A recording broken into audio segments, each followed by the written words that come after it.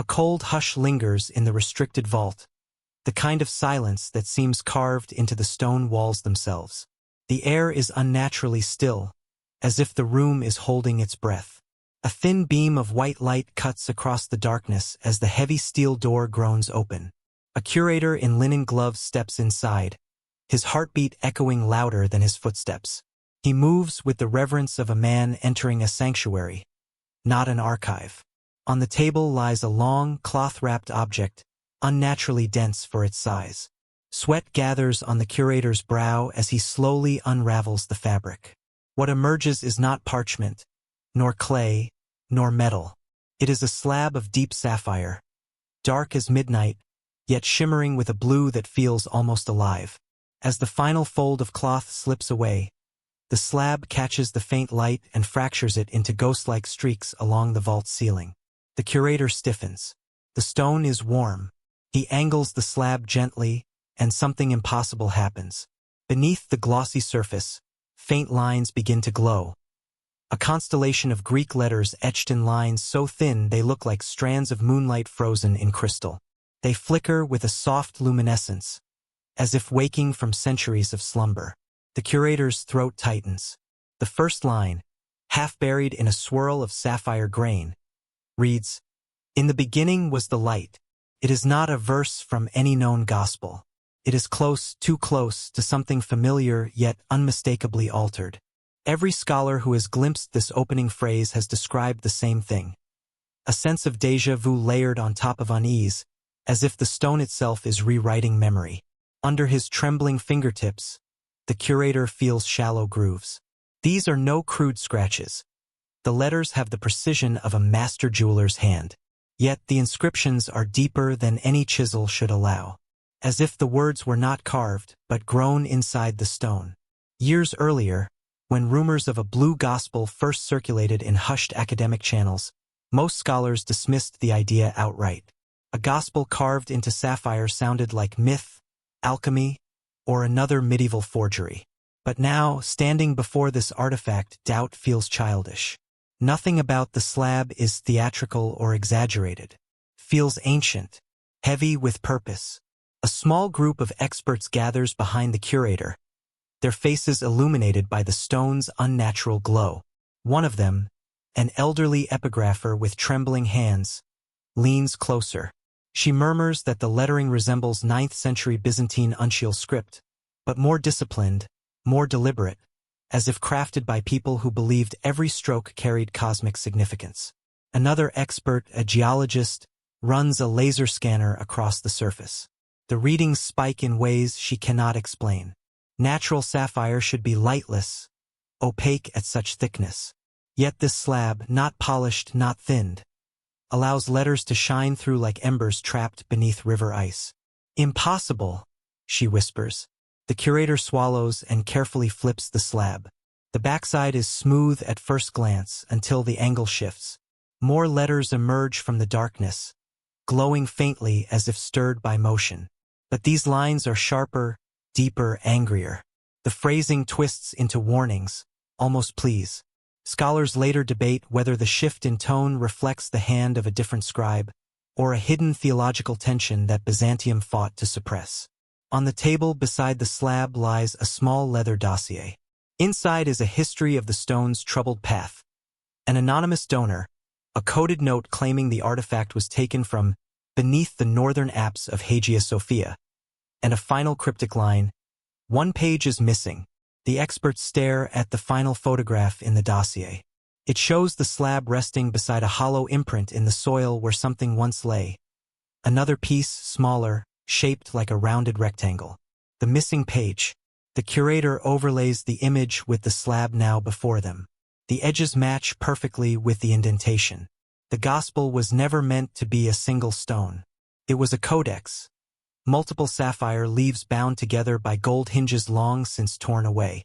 The room grows colder as the scholars absorb the realization. Someone asks the question everyone is thinking. Who would carve sacred scripture into sapphire? And more importantly, why? Least of all in Byzantium, where the cost of a single palm-sized sapphire could fund a monastery for years. A slab this size would have bankrupted several noble families. Only an emperor could commission such a thing. Or someone above even him, someone with the authority to bypass earthly economics. The curator's gaze drifts back to the glowing inscription. Each letter dances like fireflies trapped under glass. The slab seems alive, restless, as though aware that human eyes have fallen on it again after more than a millennium underground. He whispers, almost involuntarily, "What were they trying to protect?" The epigrapher answers with a tremor in her voice. "Or what were they trying to hide?"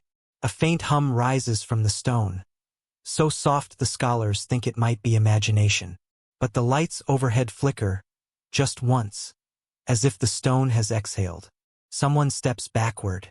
Another begins recording every inch of the artifact. Cameras click. Scanners whir. Yet the scholars cannot shake the sense that they are intruding upon something sanctified, something not meant to be awakened. One of them recalls the donor's last message, "Do not let it be silenced again." Outside the vault, the wind howls through stone corridors. Inside, the slab glows brighter for a moment, illuminating dust motes swirling like constellations. The curator closes his eyes. For a fleeting second, the blue light feels warm, comforting, like the memory of a candlelit chapel. But when he opens them again, a final detail makes his breath catch. Near the lower right corner, faint but unmistakable, lies a symbol no catalog ever recorded. A small, circular seal, 3 lines radiating from a central point. Historians will later argue its meaning, but in this moment, everyone in the vault senses its purpose. It is a warning, or a signature, or perhaps an invitation. And beneath that symbol, barely visible, lies a thin crack, fresh, sharp-edged, impossible to date, as if the stone itself is preparing to open again, revealing something deeper still. A gospel that should not exist has resurfaced. And the greatest mystery is not how it survived, but why it returned now. Hadrian was no ordinary emperor. From the moment he ascended to power, he was a man who walked the tightrope between brilliance and obsession, between vision and obsession, a ruler whose mind seemed to stretch further than the boundaries of the empire he governed. Unlike some of his predecessors, who sought to expand Rome's borders with relentless conquest, Hadrian turned inward, captivated not by armies or lands, but by ideas, art, and the architecture of human thought. He traveled extensively, from the rocky cliffs of Britannia to the sun-baked sands of Egypt, collecting not just knowledge and treasures, but experiences that shaped his worldview. Everywhere he went, he left traces of his curiosity, and everywhere he went, he observed, carefully, quietly, as if measuring not just the land but the hearts and minds of those who walked it. But beneath the cultivated elegance of his public persona, Hadrian harbored a private side few could comprehend. He was meticulous, almost compulsive, in his attention to detail, from the alignment of columns to the patterns of water in his fountains. Yet it was his obsession with secrecy, with the unknown, that truly defined him. He was fascinated by what lies beneath the surface, by what can be hidden in plain sight, by the idea that the mind itself could be a labyrinth as intricate as any villa or palace. He trusted few, confided less, and built layers of protection around his innermost thoughts. To Hadrian, the world itself was a puzzle, and he intended to control both the pieces and the solution. Hadrian's personal life mirrored his architectural endeavors. Deliberate, controlled, yet filled with unexpected depth. He was a lover of men and women alike, a patron of the arts, and a philosopher at heart.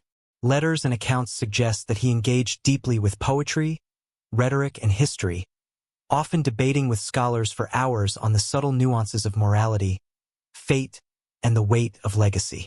But these discussions, though public in some respects, hid a more intimate dialogue, conversations he held with himself through his designs, his writings, and his secret projects.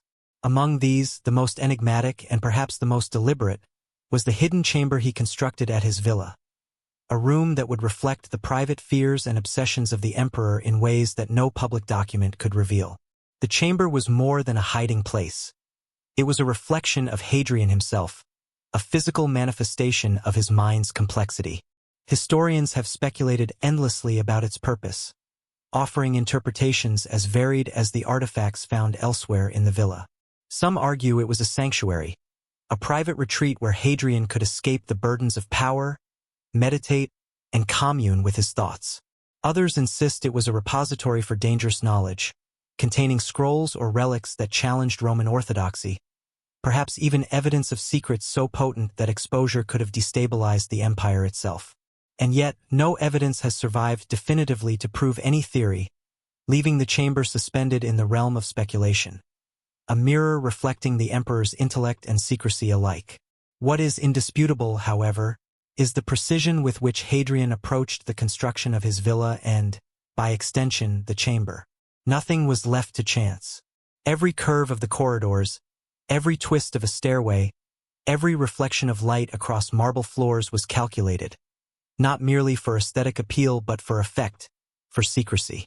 There are accounts of rooms that seem to shift in perception depending on the time of day, of corridors that appear longer or shorter depending on the angle from which they are approached, of fountains that create the illusion of movement and sound where none exists. These architectural choices suggest that Hadrian understood the power of perception, of misdirection, of controlled revelation. And it is precisely in this context that the hidden chamber takes on its most haunting dimension. It was designed not merely to conceal, but to challenge, to guard, and to communicate in ways only Hadrian fully understood. Hadrian's obsession with secrecy extended beyond stone and mortar. He surrounded himself with a circle of confidants whose loyalty was tested daily, whose knowledge was carefully compartmentalized.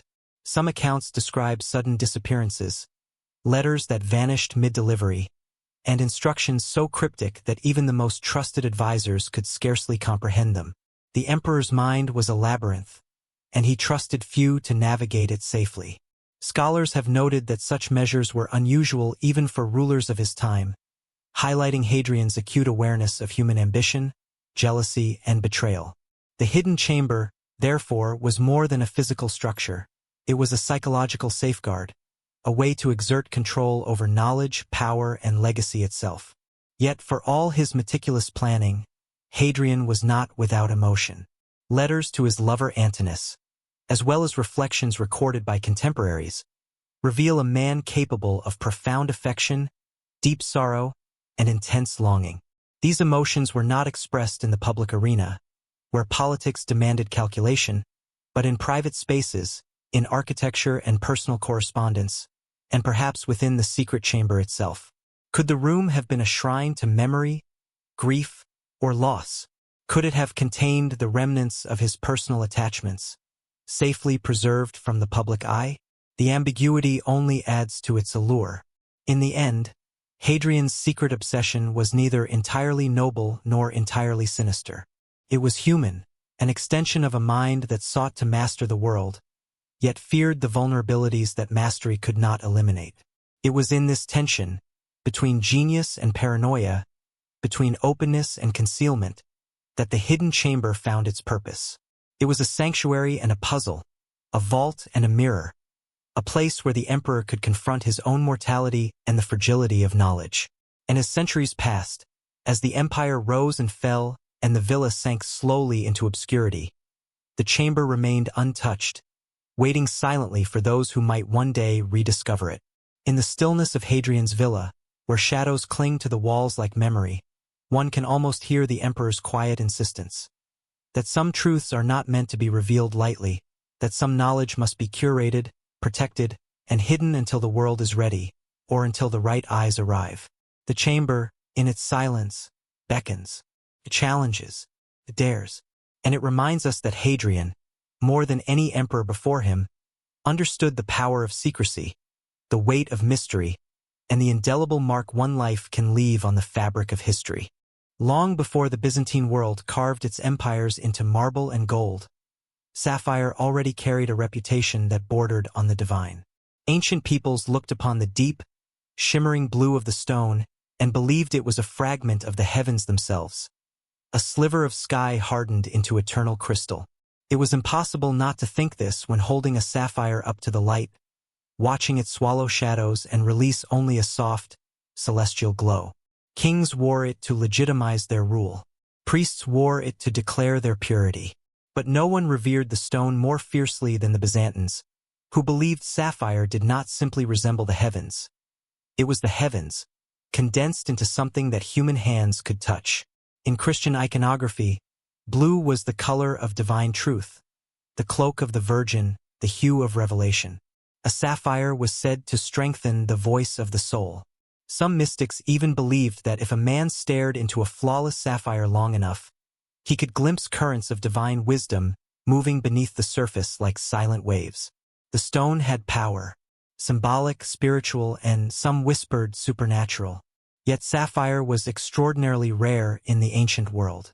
The largest deposits lay far east, in the lands of Kashmir and Sri Lanka, making the journey to Byzantium perilous, expensive, and often deadly. Only the wealthiest rulers could afford to possess the gem. Most people saw it only in mosaics or distant relics encased behind glass and gold. And so the idea of carving words, let alone scripture, into such a stone was unthinkable. To inscribe a sapphire was to challenge the natural world, for sapphire resisted every tool but the hardest diamond. This crystalline structure fought against intrusion. It was built to endure, not to be shaped. But the Byzantines were a people fascinated by endurance. They dreamed of crafting texts that would outlive fire, rot, war, and time. And sapphire, with its indestructibility and celestial symbolism, offered a promise no parchment could match. Whispers of a book of stones first appeared not in imperial records but in the journals of itinerant monks. These monks traveled long distances between monasteries, carrying tales and rumors as precious as relics. One such rumor spoke of a secret workshop in which artisans attempted to carve sacred verses into sapphire tablets, believing that divine truth deserved a vessel as eternal as God himself. Another rumor, more unsettling, claimed that these artisans were not craftsmen at all but mystics. Men who believed a message of enormous consequence had been revealed to them in a vision of blue light. They feared that parchment could be burned, scrolls could be hidden, and ink could be scraped away. Stone, however, could not be erased so easily. If the vision was true, if a message of divine origin had truly appeared in the form of radiant blue wisdom, then sapphire was the only medium worthy of containing it. For centuries, scholars dismissed these stories as symbolic exaggerations or pious legends, until fragments of unusually engraved sapphire began to surface across Anatolia. They were small pieces, no larger than a thumb, but each bearing faint traces of Greek letters. The letters were impossibly precise, cut with a skill that far surpassed normal stone engraving. They looked almost melted into the stone, as if light had burned them there rather than chisels. And the blue, always the same deep, mirrored blue, never faded, even under centuries of dust and decay. That consistency troubled historians. Natural sapphires varied widely in color, but these fragments seemed to match perfectly, as though they had once belonged to a single enormous piece. When modern gemologists examined them, they found microscopic grooves consistent with early medieval stonework, but also something else. A thin layer of residue clung to the crevices. It tested positive for oils used only in Byzantine anointing rituals. Lands outside Byzantium had no record of using such oils. The fragments were not foreign trinkets. They were unmistakably Byzantine in origin. Suddenly, the old rumors no longer felt like fantasies. The missing pieces of history began to suggest something immense. A codex carved not from parchment but from sapphire, pages of luminous blue inscribed with teachings unlike anything preserved in conventional scripture. A work that would require immense wealth, immense secrecy, and immense conviction. A project so ambitious it bordered on madness. Yet madness was not foreign to Constantinople. This was a city where emperors launched theological campaigns as fiercely as military ones.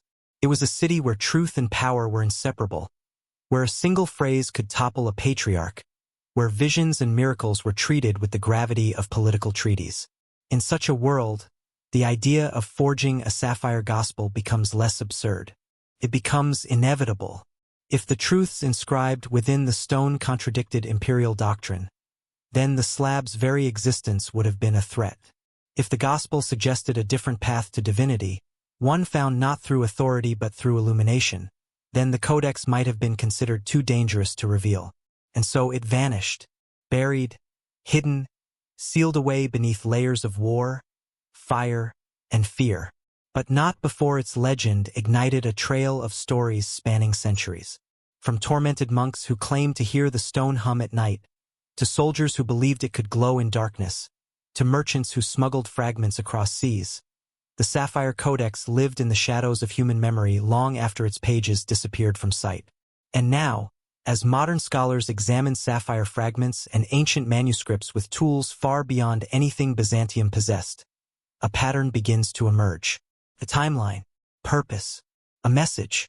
The blue that defied empires may not have been a metaphor. It may have been a gospel, one carved in stone to survive the silence of 1,000 years.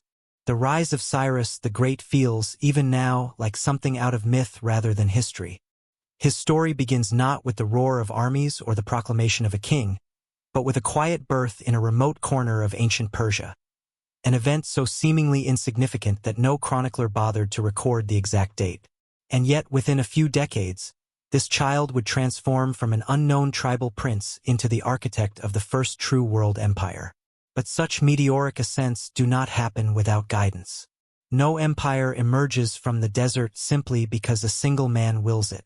Behind every victory, every strategic move, every improbable alliance, there are decisions so precise, so perfectly timed, that they seem to anticipate not just human behavior but the currents of history itself.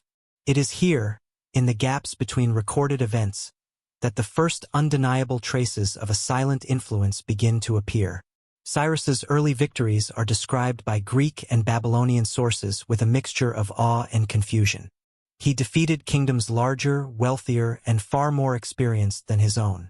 His armies moved with uncanny speed, appearing where enemies least expected them. His political maneuvers, turning rivals into allies and allies into loyal administrators, showed a depth of understanding rarely found in rulers of his time. This raises a haunting question. Who taught Cyrus these methods? Where did he learn diplomacy refined enough to win over conquered peoples?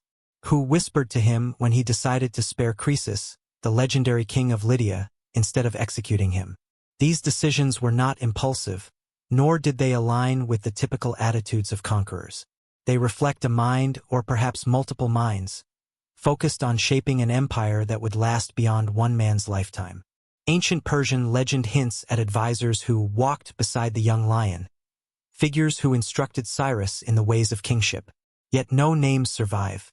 No inscriptions credit them. The official narrative suggests that Cyrus acted alone, guided only by divine favor or natural genius. But empires do not rise from genius alone. They rise from structure, planning, and a deep, coordinated understanding of human society. And Cyrus, still in his 20s, possessed such insight with an ease that borders on supernatural. One Babylonian clay cylinder, dated to the years just before Cyrus conquered the city, describes messengers from Persia who carried messages written in hands not of the king. Scholars debate this line fiercely. Some argue it refers to junior envoys. Others believe it suggests something more unsettling. A circle of advisors sending secret instructions, influencing political landscapes before Cyrus ever stepped onto the battlefield. Cyrus's conquest of Media is even more suspicious. The fall of King Astyages, Cyrus's grandfather, is traditionally explained by mutiny. Media's own generals supposedly switched sides mid-battle. A convenient story. Too convenient. Mutinies do not erupt spontaneously without organization. Soldiers do not abandon their king without persuasion, promises, or leverage. Something or someone engineered the shift. Compounding this mystery is the fact that Cyrus treated the Median nobles with surprising gentleness after victory. He absorbed their elites into his new government, gaining their loyalty rather than punishing rebellion. Such magnanimity was radical for the ancient world, where most conquerors relied on fear to secure their power. Cyrus instead ruled through trust, efficiency, and moral authority, methods that feel more like the product of deliberate ideological training than instinct. There is another anomaly. Throughout his campaigns, Cyrus consistently avoided unnecessary destruction. Cities that surrendered peacefully were left intact. Local customs were preserved rather than suppressed. When he entered Babylon, one of the wealthiest cities on earth, he performed no lavish purge or mass slaughter. Instead, he walked in as a liberator, a conqueror who freed captives, restored temples, and proclaimed himself the protector of tradition. Such behavior aligns eerily well with the teachings of the secret priestly sect whose rituals emphasized order, truth, and the preservation of cosmic balance. Scholars who study both Cyrus's policies and the splinter sect's coded writings note similarities too precise to ignore. The emphasis on justice over fear, the belief in moral governance, the prioritization of stability over domination. These are not typical instincts for a young conqueror shaped by tribal warfare. They resemble the doctrines of a hidden group that saw rulers not as absolute masters but as guardians of a greater universal order. Some historians propose that Cyrus encountered these teachings during his youth, perhaps through priests who saw potential in him. Others suggest a more dramatic possibility, that Cyrus did not simply learn from this secret group. He may have been their instrument, their chosen vessel, the first king molded directly by the silent Brotherhood. If this is true, then the conquest of Media, Lydia, and Babylon were not just military expansions. Emperor Theophilos stood on the balcony of the Bucolian palace, the winter wind pulling at his crimson cloak as he gazed over the city that had worshipped him, feared him, and judged him in equal measure. The morning light washed across Constantinople like a river of gold, but Theophilos's eyes were fixed not on the gleaming domes of Hagia Sophia or the vibrant bustle of the harbor. His thoughts were buried far below, in the secret chambers where knowledge was hoarded like treasure and guarded like a curse. He was a man of contradictions, a paradox made flesh. The last great iconoclast emperor, known for shattering holy images yet privately obsessed with the mysterious and the divine. His court remembered him as a fierce military ruler, but behind closed doors he was a lover of poetry, science, and forbidden texts. He feared superstition but craved revelation. He denied the sanctity of icons but spent nights studying ancient manuscripts by lamplight, hunting truths he could never publicly acknowledge. In this fragile balance of faith and power, Theophilos cultivated something the empire had never seen before: a clandestine intellectual order known only to a select few. They were called the cryptoscribes, scholars chosen not for their loyalty to doctrine, but for their ability to keep secrets that could reshape heaven and earth. They worked in silence. They wrote in code. Their existence appeared nowhere in imperial records. And yet, their influence seeped through the cracks of history like smoke. Most served voluntarily, drawn to the emperor's urgent vision. Others were compelled into service, scholars whose brilliance bordered on heresy, men and women who had delved too deeply into mystical theology or ancient sciences. Under any other reign, they might have been imprisoned or exiled. Under Theophilos, they were given a single chance at redemption. Use their knowledge to serve a purpose they would never be permitted to understand fully. Each was sworn to secrecy under penalty of death, and more chillingly under penalty of erasure. In Byzantium, to be erased from records was to die a second, more permanent death. The cryptoscribes met in hidden rooms beneath the Magnora Palace, where torchlight flickered against marble walls and the air smelled of parchment, ink, and fear. Their tasks varied: translating obscure Syriac gospels, copying fragments of ancient Greek cosmology, analyzing strange symbols brought from distant monasteries. But there was one project whispered among them that none dared discuss openly. A project so sacred, so dangerous, that even speaking its rumored name felt like handling live flame. It began with a single fragment of stone brought to the emperor by a trembling monk who had traveled for days without rest. The monk claimed it came from a monastery in Bithynia, a place where the walls whispered at night and where the brothers refused to sleep alone. He carried the fragment wrapped in wool, terrified it might glow or speak or burn through the cloth. Theophilos did not laugh. He did not dismiss the monk as delusional. He studied the fragment for hours in silence. Carved into its sapphire surface were 4 Greek letters, so delicate, so impossibly perfect, that no ordinary tool could have made them. Under lamplight, they shimmered with a faint internal radiance. When Theophilos touched it, the stone pulsed with warmth. From that moment, the emperor changed. He summoned the brightest scholars of his court. He summoned gem-cutters capable of feats whispered about in guild legends. He summoned mystics who walked the thin line between revelation and insanity. And he commanded them to investigate the fragment, to trace its origin, to understand its purpose. Weeks turned to months. The cryptoscribes worked tirelessly, comparing the stone's script to every known gospel and apocryphal text. None matched perfectly, yet all seemed faintly echoed in its message. It was as if the stone sought to rewrite familiar truths into something older, purer, more luminous. One evening, after days of sleepless study, a scholar approached the emperor with fear in his eyes. "This is no fragment of ornament or reliquary," he whispered. "It is a leaf, a page." Theophilos asked the only question that mattered. "From what?"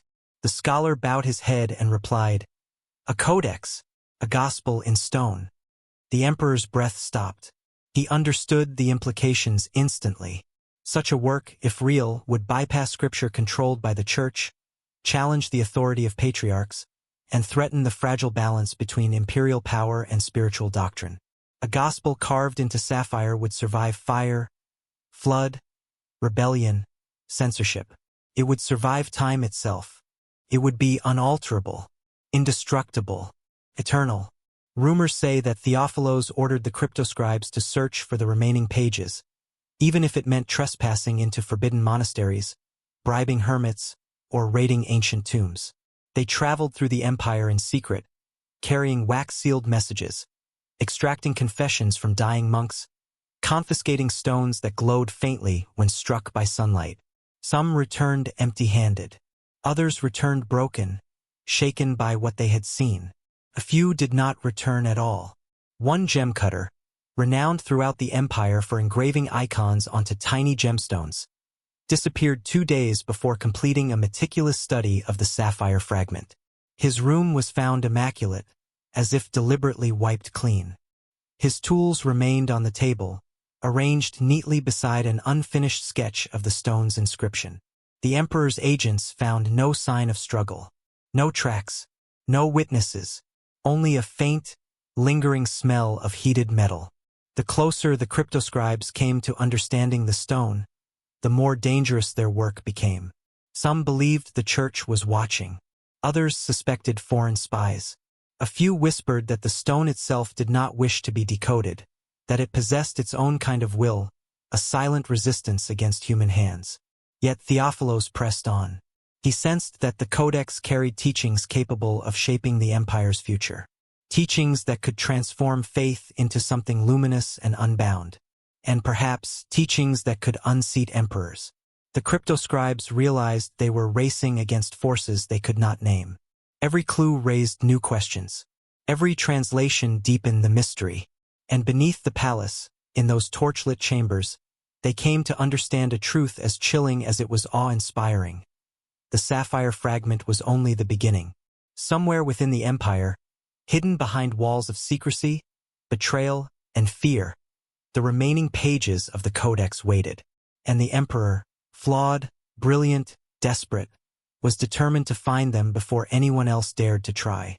Hadrian's genius was not limited to the marble halls, fountains, and gardens of his villa. It extended into the very blueprints of his creation. Architectural plans, sketches, and fragments of designs that survive suggest a mind consumed not only with beauty, but with precision, foresight, and, perhaps most intriguingly, secrecy. These plans were no ordinary maps of space. They were a language, a system of symbols and alignments that hinted at intentions far beyond mere construction. For Hadrian, every corridor, every staircase, every archway carried meaning. The villa itself became a canvas for intellectual exploration, a place where geometry, philosophy, and human perception intertwined. And woven within these patterns, scholars believe are clues pointing to the hidden chamber, a room whose existence is suggested not by legend alone, but by the very logic of the villa's design. The emperor's architectural language was subtle, almost imperceptible to the casual observer. Certain symbols recur across floor mosaics, staircases, and decorative motifs. Small, deliberate anomalies that appear insignificant until viewed as part of a larger pattern. Some mosaics depict constellations in unusual alignment, as if the villa itself were oriented to celestial bodies, while others contain geometric sequences that suggest codes or messages intended for those who could decipher them. To Hadrian, the villa was not merely a home. It was a multi-layered puzzle, a three-dimensional manuscript whose pages were stone and water, and whose narrative was written in light and shadow. Each element had a purpose, each space could conceal meaning, and every hidden detail was part of a larger design meant to challenge, to protect, and perhaps to inspire awe. Among the most intriguing elements are the alignments between corridors and chambers. Careful measurement reveals that certain doorways, when approached from specific angles, frame views of sculptures or water features in ways that seem intentional, almost theatrical. These perspectives are not random.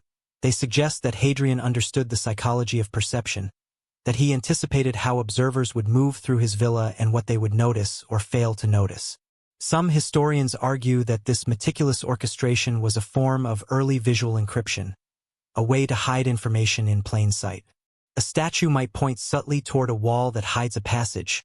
A pool might reflect a ceiling in such a way as to reveal a pattern otherwise invisible. To navigate the villa successfully, one needed more than sight. One needed intuition, patience, and a mind willing to see the invisible. The surviving fragments of Hadrian's plans also hint at mechanisms. Doors that could slide, panels that could shift, hidden stairways embedded within walls. These mechanical devices, crafted with the precision of both art and engineering, suggest that Hadrian anticipated attempts to discover his secrets. Nothing in the villa's design was haphazard. Every feature could serve a dual purpose, functioning as both ornament and guardian of information. Even today, archaeologists debate the intended function of these mechanisms, because some seem to lead nowhere, while others open into spaces that remain largely unexplored. This duality, function and obfuscation, is central to understanding the emperor's intentions. Hadrian's use of symbols extends beyond geometry and mechanics. Certain motifs recur across his villa and in other constructions he commissioned across the empire. Patterns resembling keys, labyrinthine spirals, and stylized figures holding objects that have yet to be clearly identified. Scholars speculate that these symbols represent instructions, or perhaps warnings, meant to guide only those deemed worthy or trusted. The repetition of these motifs across vast spaces suggests a deliberate, calculated effort to encode messages into the very fabric of the villa. It is as if Hadrian sought to ensure that only a mind attuned to his thinking could perceive the hidden chamber's presence and purpose. Some clues are almost playful in their subtlety. A doorway might be slightly misaligned, noticeable only at a particular time of day when sunlight strikes the marble at an exact angle. A reflection in water might reveal a line or a break in the mosaic pattern, suggesting an entrance where none appears to exist. To the untrained eye, these details seem random, inconsequential. To someone attuned to Hadrian's methods, however, they become guideposts, breadcrumbs leading toward a deeper truth. The villa's design, in this sense, is both invitation and test, challenging observers to prove their patience, attention, and insight. The plans themselves, preserved in fragments and descriptions by later historians, reveal Hadrian's fascination with complexity. He was not content with a single secret chamber. Evidence suggests multiple hidden spaces, interconnected in ways that scholars are only beginning to imagine. Some passages may have served as decoys, designed to mislead intruders, while others could have offered access to the inner sanctum where the most sensitive items were kept. Hadrian's intent appears to have been dual, to protect and to provoke curiosity. He created a labyrinth not only of stone but of thought, a place where physical exploration mirrors intellectual challenge. Yet even with these clues, the villa remains maddeningly elusive. The plans are incomplete, many symbols remain undeciphered, and the precise location of the chamber has yet to be confirmed. It is this ambiguity that sustains the villa's power over the imagination of historians, archaeologists, and enthusiasts alike. Each generation returns with new tools, new theories, and new hope of unraveling the emperor's mystery. Yet each leaves with questions as pressing as those they arrived with. The villa's architectural language, in its elegance and complexity, resists final interpretation. It is a conversation across time, a silent dialogue between Hadrian and anyone bold enough to seek him out. It is also worth noting that Hadrian's architectural genius was intimately connected with his personal obsessions. He sought harmony between art, philosophy, and human experience, yet he also feared exposure, betrayal, and the loss of control. The hidden chamber, encoded within the villa's intricate plans, may represent a confluence of these desires, a place of beauty and knowledge, yet fortified against intrusion. The very act of hiding something within such a grand space underscores the emperor's awareness of human ambition and the fragility of trust. Every step, every turn, every reflection may have been calculated to test loyalty, discretion, and insight. Ultimately, Hadrian's plans remind us that architecture can be more than functional. It can be a vessel for intellect, emotion, and secrecy. His villa was a living manuscript, a work of art that encoded the values, fears, and ambitions of a man who sought to outlast time itself. Within this complex web of design, patterns, and symbols, the hidden chamber exists not merely as a physical space but as an idea, a testament to a mind that understood the power of concealment and the enduring allure of the unknown. For anyone who ventures into Hadrian's villa, the plans are a silent companion, whispering that discovery requires both intellect and intuition, patience and perception, and above all, a willingness to see what others cannot. The story of Darius's rise to power begins like a riddle carved into ancient stone, confusing, contradictory, and almost deliberately obscured. The official narrative, recorded on the famous Behistun inscription, claims that Darius ascended the throne after killing a usurper who had impersonated Bardia, the brother of Cambyses. It reads like a heroic tale. The rightful heir slays the liar and restores cosmic order. But the more closely one examines the story, the more cracks appear. The narrative is too precise in places, too vague in others. And above all, it raises a question that scholars have wrestled with for centuries. How did a relatively minor nobleman suddenly become the king of the largest empire the world had ever seen? The answer may lie not in the events themselves, but in the shadows behind them. In the months leading up to Darius's rise, Persia was consumed by whispers. Cambyses, the reigning king, had embarked on a disastrous campaign in Egypt and left his brother Bardia in charge. Then suddenly Bardia vanished. Official records claim he was murdered in secret by Cambyses. But if that is true, why did no one in the empire seem to know? Why did entire provinces continue to accept commands issued in Bardia's name long after his supposed death? Something was happening behind the scenes, something tightly controlled. Into this confusion stepped Darius, a member of a noble family but by no means a direct heir. His claim to the throne rested not on lineage but on a story, that a Magian priest had impersonated Bardia and taken control. Darius, supported by 6 noblemen, allegedly stormed the royal palace, killed the impostor, and seized the throne. The tale is full of dramatic flair, like an ancient political thriller. But its inconsistencies are impossible to ignore. The key detail is the number 7. Darius and 6 companions, 7 men sworn to act together. Ancient Persian tradition certainly valued symbolic numbers, but 7 appears here with almost ritualistic significance. It echoes too closely the phrases found on the damaged cuneiform tablet, the references to a 7th, to an assembly, to those within. The coincidence is unsettling. Some historians argue that these 7 were not simply nobles acting spontaneously, but members of a covert inner circle. Their coordination, secrecy, and shared purpose suggest an organized group operating according to principles established long before Darius ever drew his sword. And Darius's own behavior reinforces this possibility. His rapid consolidation of power, the immediate restructuring of the administrative system, and the efficiency with which he quelled rebellions across the empire are not the actions of a man improvising his rule. They are the moves of someone backed by a network, someone guided by advisors who understood not just politics, but the architecture of power. The Behistun inscription itself contains clues. Carved into a cliff face hundreds of feet above the ground, it is both a claim to legitimacy and a warning. It depicts Darius standing over the defeated impostor, surrounded by bound rebels. Yet the inscription is unusual for more than its message. Certain sections appear intentionally vague. Key events are mentioned only briefly. Some scholars believe portions of the narrative were carefully crafted to obscure the involvement of powerful figures who wanted their names forgotten. What is even more peculiar is the depiction of the men who helped Darius take the throne. Their names are recorded, but their roles, motivations, and actions are largely glossed over. This is strange for a culture that meticulously documented lineage and loyalty.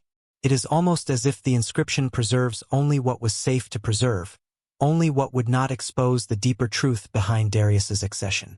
One unusual clue comes from a Greek historian who visited Persia generations later. He described hearing stories of a council behind the king, a group of men who met in secret chambers and advised Darius privately, away from the palace audience halls. The historian dismissed it as gossip, but the detail is striking. It aligns perfectly with other subtle hints scattered throughout Persian administrative records. Unexplained meetings, strange exemptions for certain officials, and powerful men mentioned only in passing, never fully identified. If such a council existed, its members likely came from the same class of trained intellectuals and spiritual elites who had shaped Cyrus's empire, those mysterious keepers of order, whose influence lingered beneath the surface. Perhaps the Brotherhood saw in Darius the perfect candidate to restore and expand their long-term vision, especially after Cambyses's erratic rule. Darius's earliest decrees reveal the hand of someone who understood not just governance but ideological engineering. He framed his authority not only in terms of political conquest but in terms of cosmic justice, a concept central to the secret priestly sect. The language he used echoes phrases from those cryptic temple inscriptions. Emphasis on truth, order, and divine mandate. This was not standard royal propaganda. It was the vocabulary of a belief system older than the empire itself. Even Darius's choice to immortalize his story on the mountainside at Behistun feels unusual. It was not placed in a palace or temple where commoners might gather. It was carved so high that only the gods or those who understood the code were meant to see it in full. The inscription becomes not just a historical record but a message directed at a specific audience. A claim of alignment, a declaration of legitimacy, a signal. Some researchers suggest that the 6 men who assisted Darius were already part of a secretive tradition that predated the empire, perhaps even the same splinter sect whose rituals involved oath-taking, secrecy, and coded language. Their sudden appearance, their coordinated actions, and their immediate disappearance from most records after Darius took power all point toward a hidden structure, a shadow within the palace walls. If Darius indeed aligned himself with the Brotherhood, or perhaps was chosen by them, this would explain the extraordinary stability of his reign. He expanded the empire, solidified its administrative systems, created its first universal coinage, and established a centralized legal code. All these achievements reflect not just talent but a comprehensive blueprint, one too complex for a single ruler to devise alone. And so, as the camera returns to the silent reliefs at Behistun, the viewer is left with the unsettling sense that behind Darius's proud stance and carved inscriptions lies a deeper truth, one carefully veiled for millennia. A truth not of 7 nobles acting on impulse, but of a secret brotherhood executing a plan generations in the making. If Darius was the king who wore the crown, then perhaps there was another crown, a shadow crown, resting on the heads of those who guided him from behind the scenes. The deeper the artisans carved and the more the scholars translated, the more a troubling realization took shape. What lay inscribed on the sapphire slabs did not simply reinterpret scripture. It diverged from it in ways that made even seasoned theologians tremble. The text was familiar enough to feel sacred, yet strange enough to feel dangerous, like a melody whose final note had been shifted just slightly off-key, awakening an entirely different emotion in the listener. The first passages hinted at a vision of creation unlike anything in the canonical Gospels. Instead of beginning with the spoken word, the sapphire inscriptions described creation as a burst of living radiance, a divine pulse that filled the universe before any form or law or soul existed. This radiance was called Sophia Fotini, the light of wisdom, not personified, not gendered, but a universal awareness that permeated all things. The scholars who read this line exchanged uneasy glances. The concept was familiar enough to evoke whispers of early Christian mysticism, but bold enough to undermine the rigid theological structures built over centuries. In this gospel, divine wisdom was not restricted to prophets, priests, or emperors. It was not mediated through icons or relics or rituals. It flowed everywhere, like light filtering through a stained glass window, different in color to each observer, but unchanged in essence. That idea alone would have unsettled the empire. But the rest went even further. The sapphire text described a teacher, unnamed, undefined, who spoke in parables unfamiliar to any known scripture. This teacher, described not as a figure of flesh but as a voice clothed in blue fire, revealed that every human soul was a shard of that first radiance, a spark of the original divine light. Salvation, the text implied, was not granted through obedience to earthly authorities, but awakened through recognition of one's inner illumination. To the scholars, this was heresy wrapped in poetry. If divinity dwelled in every person equally, what purpose did emperors serve? What role remained for patriarchs, councils, or clergy? What use were the countless rituals, laws, and hierarchies that upheld the empire's spiritual order? The passages seemed written with a kind of serene defiance, as if the authors understood they would be condemned and carved their insights into sapphire precisely because they believed them worth preserving beyond fear. Some lines glowed brighter than others, their meaning clear even to those unfamiliar with theology. The kingdom is not above nor below, but within the chamber of the heart. No altar is needed when the soul itself is a temple. Seek not the throne of heaven. Seek the light that already dwells in the marrow of your being. These phrases struck at the heart of Byzantine power. They denied the emperor's divine right. They dismissed the patriarch's necessity as mediator. They made every believer a vessel of revelation, which meant no institution could claim ownership of truth. And then came the passage that chilled the scholars most deeply. Beware those who trade in fear, for they seek to hide the light. They will declare the truth forbidden. They will call the radiant path a lie. Yet the stone remembers. The last line repeated across several pages, carved with microscopic precision, each repetition smaller than the last, as if spiraling inward toward some hidden meaning. The stone remembers. The phrase haunted the cryptoscribes. Some believed it was metaphorical. Others insisted it implied the codex held additional layers, possibly encoded in the sapphire's crystalline structure. One scholar proposed, dangerously, that the gospel was reactive, that light or heat might reveal secondary inscriptions invisible to the naked eye. But it was the theological implications that terrified the emperor most. If the Sapphire Codex spread, even as rumor, it could spark a movement the empire could not control. Theophilos's iconoclastic policies, already controversial, would look insignificant compared to this text's radical ideas. Both icon worshippers and iconoclasts would see him as a threat. Rival factions could use the gospel to justify rebellion. One scholar warned the emperor that the text could create a third path, a spiritual doctrine outside imperial or ecclesiastical authority, a path where power held no divine sanction unless it aligned with inner illumination. Theophilos dismissed him publicly but summoned him privately that night. What would become of an empire if such teachings spread? The emperor asked. The scholar hesitated, then answered honestly, it would not survive.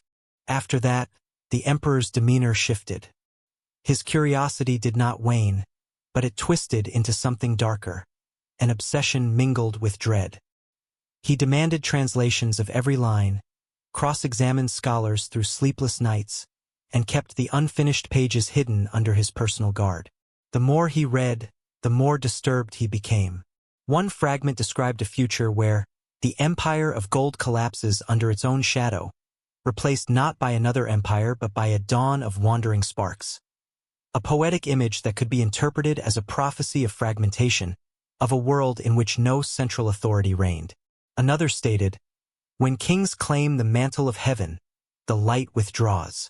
To an emperor who styled himself God's chosen sovereign, this line landed like an arrow. But there was one teaching, carved near the very center of the codex, that terrified everyone who read it. It claimed that divine revelation belonged not to councils or books or rulers, but to the individual. It said every soul contained a unique pattern of light, a pathway only that person could walk. Salvation was not collective, it was intimate, inward, unavoidable. This teaching was revolutionary, dangerous, and entirely incompatible with the empire's need for obedience. The bishop overseeing the translations begged Theophilos to destroy the codex, warning that even possessing it constituted spiritual treason.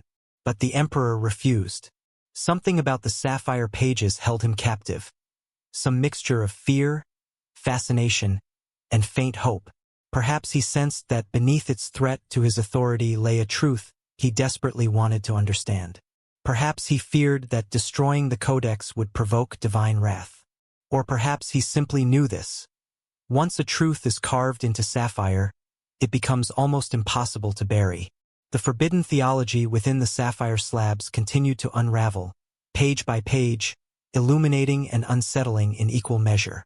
And while the emperor struggled to decide the codex's fate, the scholars who worked in the shadows began to notice something ominous.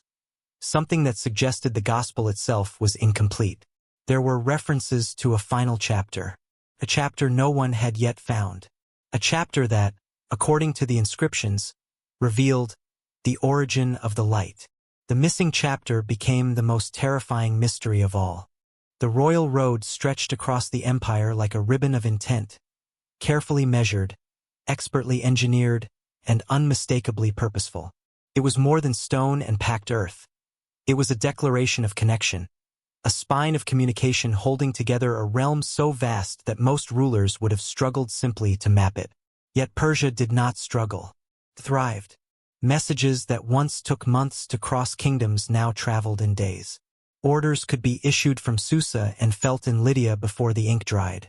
Armies could mobilize, resources could be moved, rebellions could be quelled. All with a precision that feels astonishing even by modern standards. But the deeper one looks into the royal road's design, the harder it becomes to believe that it was built solely for the convenience of bureaucracy or commerce. Its layout is too perfect, its relay stations too specifically placed, its surveillance mechanisms too subtle yet too effective. It functions not just as a road but as a network, an invisible web. A system designed for more than governance. A system designed for watching. The Herodotian description of Persian messengers. The legendary "nothing stops them." Not snow, not rain, not heat, not night. Has been romanticized over time. But beneath the poetry lies something chilling. These messengers did not merely deliver news. They carried information in a way that suggests training, discipline, and a level of discretion far beyond that of ordinary couriers. Their travel logs were not casual notes. They were reports coded, formulaic, and surprisingly uniform across thousands of miles. At each stop along the road, innkeepers and local administrators kept records of who passed, when, and carrying what type of seal. This was ostensibly for logistical purposes, but in practice it created a perfect, real-time map of movement across the empire. Every departure and arrival, every delay, every deviation from expected timing was observed. Such a system could only have functioned effectively if overseen by individuals who understood the value of information not merely as data, but as power. It is here that the whisper of the Brotherhood begins to surface again. Some satrapal archives include mentions of silent couriers, officials who traveled without insignia, whose movements were exempt from ordinary logging. These men answered to no governor, carried no visible credentials, and moved with authority that even high-ranking aristocrats feared to question. When they arrived at a station, doors opened. When they requested information, records were produced. When they moved on, no one wrote their names. Their presence is acknowledged only indirectly, buried in lines like, "A special traveler passed today," or "The silent one inspected the route." Scholars have long struggled to identify these mysterious figures. Some claimed they were spies. Others thought they were priests. But the consistency of these references across the empire indicates an organized network. One that operated with a clarity of purpose and a level of secrecy that surpasses any known official role. This network used the royal road as its lifeline. In one archive, A cracked wooden tablet records a strange instruction. Prepare the inner chamber for observation. The phrase appears abruptly, without explanation. Yet buried within the same region's administrative logs are repeated references to a house of listening, a structure built with unusually thick walls and narrow slits overlooking the main road. Historians once assumed this was a guard post. But why then does it appear in the account books of the priestly class, not the military? The road, it seems, was not only watched, it watched back. In ruins along the old route, archaeologists have found small chambers adjacent to the relay stations, rooms too small for lodging, too plain for storage, and too hidden for casual visitors. Their placement suggests a design meant for observation, not utility. From these vantage points, travelers could be watched without realizing it. Every merchant, soldier, diplomat, and messenger became part of a flowing stream of intelligence. And intelligence was exactly what the Brotherhood would have needed. If the silent Brotherhood truly existed, if they shaped the empire's administrative structure and influenced its kings, then the royal road was their greatest tool. A mechanism to gather, filter, and direct information to the inner circle. A system that made them omnipresent without ever revealing their identity. The most revealing clue comes from a letter preserved in the Persepolis fortification tablets. Written by a mid-level administrator to his superior, it reads, "The watchers have passed. Their seal bore the mark of the inner eye. We made no record." The phrase inner eye appears nowhere else in official Persian documents, but it echoes the symbol carved into the side of the mysterious tablet from Section 2. A symbol scholars could not fully explain. If this letter is authentic, it means that the anonymous symbol was used as a secret credential on the empire's most important transportation artery, a glyph recognized by officials across thousands of kilometers. How could a symbol without official meaning be so widely understood? Because its meaning did not belong to the public empire. It belonged to the secret one. The speed at which information traveled allowed the hidden order to remain informed of everything. Troop movements, grain shortages, political tensions, religious unrest. They knew which satraps were loyal, which were corrupt, which were planning rebellion. They could intervene before problems became crises. They could guide kings with intelligence far more comprehensive than any ruler had possessed before. Some historians attribute Persia's long internal stability to its efficient administration. But administration alone cannot explain it. Many empires had well-structured governments and still fell quickly.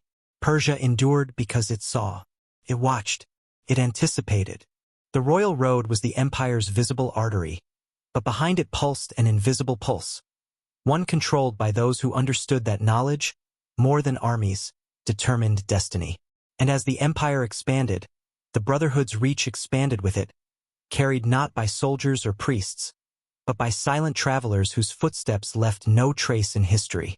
Yet their presence can still be felt, faintly, like the echo of hoofbeats fading into the distance along a road that once connected an empire, but may also have connected a conspiracy. The ruins of Persepolis rise from the plateau like the remnants of a dream too large for the waking world. Even in their shattered state, the columns stand with a kind of reluctant dignity, as though they remember the hands that carved them and the voices that once echoed beneath their massive stone beams. Scholars come here searching for history, but anyone who lingers long enough begins to feel something more elusive, an undercurrent of intention woven into the very architecture. Persepolis was not merely a ceremonial capital. It was a statement, a philosophy rendered in stone, and hidden within its carved reliefs, its geometric layouts, and its strange visual repetitions is a pattern so meticulous that it becomes difficult to dismiss as coincidence. Every angle seems deliberate. Every facade seems coded.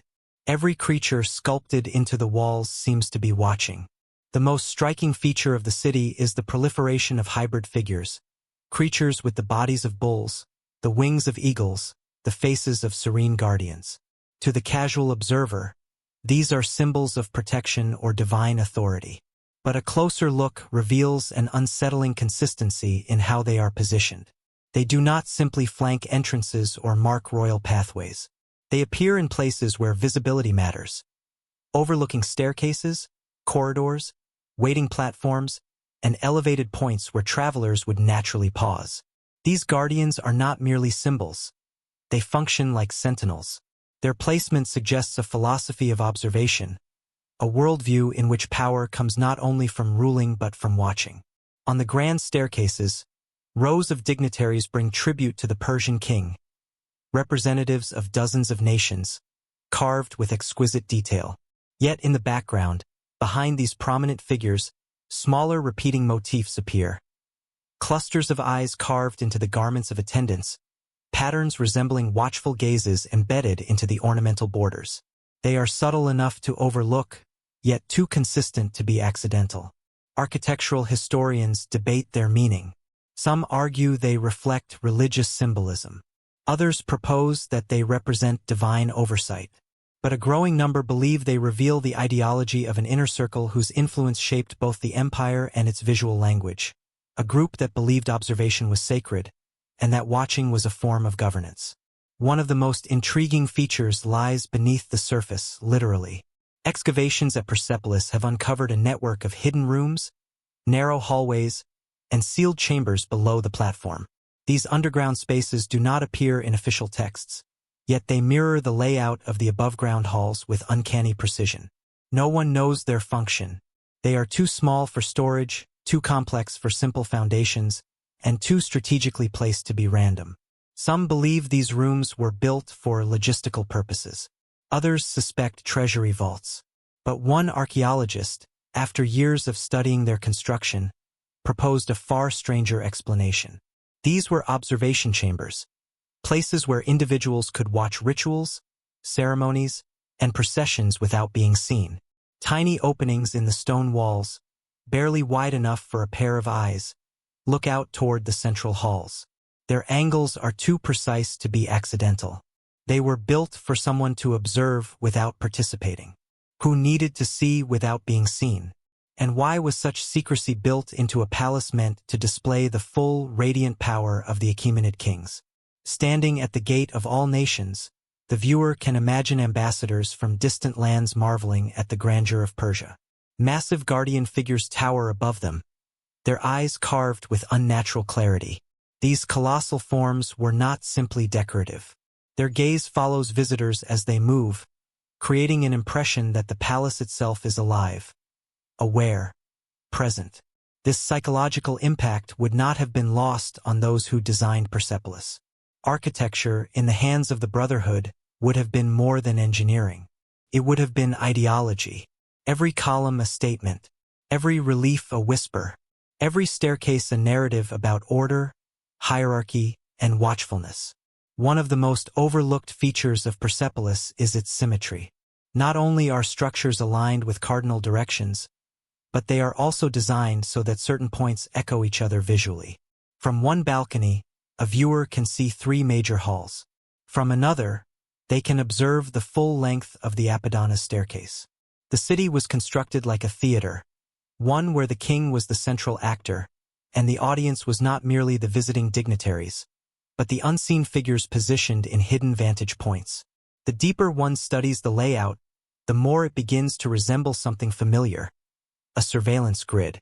Not a modern one, of course, no cameras, no wires, but an ancient system of controlled visibility, where important movements could be tracked, where subtle shifts in political behavior could be observed, and where the Brotherhood, if it existed, could watch both the king and the nobles without revealing itself. Several tablets found in Persepolis mention inspectors of conduct, individuals tasked with monitoring the behavior of visiting officials, but their identities remain completely unknown. Their records are unsigned. Their reports are formulaic, often ending with the cryptic phrase, "The watchers were satisfied." The term appears too often, too uniformly to be a coincidence. What if these inspectors were once elite initiates of the Brotherhood? What if their presence was encoded everywhere in the city? Not through written words, but through architectural signatures, symbolic carvings, and hidden vantage points. The design of Persepolis may have been their masterwork, their way of embedding their philosophy into the heart of the empire. A strange detail in one relief further deepens the mystery. Among the countless scenes of tribute and ceremony, there is one panel in which a figure stands slightly apart from the others. His attire resembles that of a priest, Yet his posture is unlike any other. He faces not the king, but the viewer, staring with carved, solemn eyes that seem almost too lifelike. While other figures are shown in motion, presenting gifts or participating in ritual, this figure simply watches. Some archaeologists attribute this to artistic variation, but others, studying the angle and placement, argue that this figure was meant as a symbolic representation of the unseen observers who moved through the empire without recognition. A stone avatar of the Brotherhood. The idea sounds dramatic, too dramatic perhaps, yet the accumulation of patterns, symbols, hidden spaces, and repeated motifs forms a narrative too coherent to ignore. Persepolis was built not only to glorify the king, but to embody a worldview in which observation was sacred, secrecy was essential, and the unseen guided the visible world. And as sunlight falls across the ruins today, illuminating those ancient eyes carved into the stone, one cannot help but feel watched, not by ghosts, but by the memory of a power that once stood behind the throne, shaping the empire through silence and vision. The hidden passageways of Hadrian's villa are as enigmatic as the emperor himself. Long corridors twist unpredictably, staircases climb and descend in disorienting patterns, and doors appear to vanish depending on the angle of approach. For those who wander the villa without guidance, the experience is both mesmerizing and unnerving, as if the architecture itself is alive, responding to the observer's curiosity or hesitation. Scholars have long debated whether these passageways were designed primarily for practical purposes, such as servant movement and private access, or whether they were deliberate instruments of concealment, meant to mislead, test, or protect. Evidence strongly suggests the latter, and it is here, within these labyrinthine arteries, that the first tangible hints of the secret chamber emerge. Some corridors, once thought to be ordinary service routes, reveal subtler complexities upon close inspection. Slight depressions in the floor, irregularities in the masonry, or unexpected echoes in the walls suggest intentional anomalies. A seemingly ordinary door may conceal a sliding panel, leading to a staircase embedded within the wall, accessible only to those who know its mechanism. Pools and fountains placed nearby create reflections that can either reveal or obscure entrances, depending on the observer's perspective. It is an architecture designed to manipulate perception, creating uncertainty and awe in equal measure. Every step in these passageways feels calculated, as if Hadrian anticipated not only movement but thought, testing whether visitors would notice anomalies or dismiss them as inconsequential. The villa's subterranean network is particularly intriguing. Beneath the visible layers of halls and gardens lies a hidden skeleton of tunnels and chambers, some of which remain unexplored to this day. Archaeological surveys have detected cavities beneath the villa's foundations, irregular spaces that resist easy explanation. These hidden areas were likely constructed for a dual purpose: secrecy and protection. Some scholars suggest that the emperor may have stored sensitive documents, personal relics, or even experimental artifacts within these hidden depths, safeguarding them from both political rivals and casual discovery. Others propose a more esoteric function, speculating that the tunnels were designed to guide ritualistic or symbolic journeys, echoing Hadrian's fascination with prophecy, philosophy, and spiritual symbolism. The interplay between architecture and psychology is particularly evident in the villa's hidden corridors. Certain passageways create optical illusions, bending light and perspective to make spaces appear larger, smaller, or differently oriented than they are. Mosaics and frescoes along the walls often contain irregularities that only make sense when viewed from specific vantage points, guiding the observer's attention or hiding subtle cues. A small carving, a shifted tile, or the angle of a column could indicate a hidden entrance, but only to those who understand the emperor's language of design. In this way, the villa becomes more than a physical structure. It becomes a test of perception, intellect, and intuition. A puzzle layered upon a puzzle, with the secret chamber as the ultimate reward. Some of the most tantalizing clues about the chamber's location are found near the villa's water features. Fountains, pools, and artificial lakes were not merely decorative. They were instruments of concealment and misdirection. Reflections could obscure entrances or hint at hidden alignments, while the sound of flowing water could mask footsteps or whispers. Certain pools, when approached at specific times of day, align with mosaics or statues in ways that suggest a pathway or mechanism. Modern studies of the villa's hydraulics reveal an extraordinary level of engineering, one that allows water to flow in precise patterns, creating both beauty and secrecy simultaneously. It is possible that the hidden chamber was intentionally placed in proximity to such features, both for protection and as a means of guiding those deemed worthy to its threshold. The psychological dimension of the villa extends even further. Long before the empire reached its greatest splendor, long before kings etched their victories into stone, there existed a mysterious idea whispered among priests, scribes, and a handful of learned nobles. A principle so subtle yet so powerful that it could bind rulers to a moral order greater than themselves. It was not written in royal decrees or carved into temple walls. It existed outside official doctrine, carried only within the memories of those who claimed to understand the true nature of power. They called it the law above the king. This code appears in scattered Greek writings, in marginal notes of Aramaic documents, and in late Zoroastrian oral traditions passed down quietly through generations. The descriptions rarely match perfectly, but they share one striking theme: an unwritten moral charter that even the king, supposedly chosen by divine will, was expected to obey. Not publicly, not ceremonially, secretly, as if this higher law was for the ears of the enlightened few, not the masses. To understand how radical this was, one must imagine the ancient world where rulers often behaved as gods, accountable to no one. Yet in Persia, there was a strange restraint, a quiet expectation that kings must uphold justice, truth, and cosmic order not out of kindness, but obligation. Something held them to this standard, something they feared to violate. A series of later commentaries mention private gatherings between early Persian kings and a select group of sages who recited aspects of this hidden code. These sessions were described as the veiled hour, a time near dawn when the king met with counselors who spoke not of politics, but of universal balance. These sages reportedly reminded the king that their right to rule depended not only on conquest or lineage, but on adherence to principles older than any empire. The language felt familiar: echoes of the sacred fire rituals, echoes of the Watchers, echoes of the Brotherhood. Fragments found in dusty archives in Persepolis describe something even more curious: a circle of judgment, not officially recognized by any title, that offered guidance on matters beyond the reach of written law. Their recommendations were rarely recorded, yet their influence can be traced in decisions that seem almost too wise, too measured, too morally deliberate to have come solely from monarchs. A Persian administrative letter once dismissed as philosophical rambling mentions a phrase identical to one found in the underground temple inscriptions linked to the splinter sect: "All things must align with the inner truth, for the throne is built upon the seventh pillar."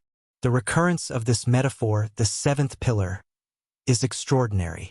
It appears in contexts involving moral instruction, political guidance, and spiritual teaching. The concept seems to represent a core principle of the hidden code, one known only to initiates. The seventh pillar does not appear literally in Persian architecture. It was symbolic, representing the unseen foundation upon which all society rested, an invisible rule that bound the king just as tightly as it bound the commoner. This idea is astonishingly advanced for its time. Philosophers in Greece, India, and China grappled with the notion of higher moral law centuries later. But in Persia, such a concept may have guided governance from the very beginning. Someone or some group was thinking far ahead, shaping the empire not only with infrastructure and armies but with ideology. A Babylonian scribe, writing shortly after Cyrus's conquest, described the Persians as a people who follow secret justice. The phrase puzzled scholars. Secret justice? What did he mean? Later analysis revealed that Persian kings often acted with a surprising level of fairness, returning displaced peoples to their homelands, respecting local religions, punishing corrupt officials even when they belonged to powerful families. These actions were not typical of conquerors.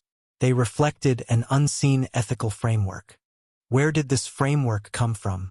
Perhaps from the Brotherhood. If there truly existed a group whose purpose was to guide rulers, then shaping the king's moral compass would have been their most important duty. Power that is not restrained becomes tyranny. Tyranny breeds rebellion, Rebellion destroys empires. The Brotherhood, committed to long-term stability, would have understood this better than anyone. This unwritten code may have been their invention, a moral architecture designed to keep the universe of the empire from collapsing. And their insistence on secrecy was not accidental. Ideas this potent could be dangerous in the wrong hands. If corrupt officials learned of a higher law, they might twist it to justify their own ambitions. If enemies learned of it, they might exploit perceived weaknesses. So the code remained hidden, shared only among initiates who had proven both intellect and integrity. Some sources hint that this code was taught through parables rather than commandments. One tale describes a king who was told, "Truth is the fire that warms the world. Falsehood is the smoke that blinds it." This metaphor appears again on the Behistun inscription, reinforcing the suspicion that Darius's language was not merely religious rhetoric but philosophical doctrine. Another preserved teaching reads, "A king who rules without watchers is a man walking in darkness." This is astonishingly direct. It implies that rulers required guidance from observers, those who could see what the king could not. This aligns precisely with the concept of the Brotherhood as a circle of hidden advisors.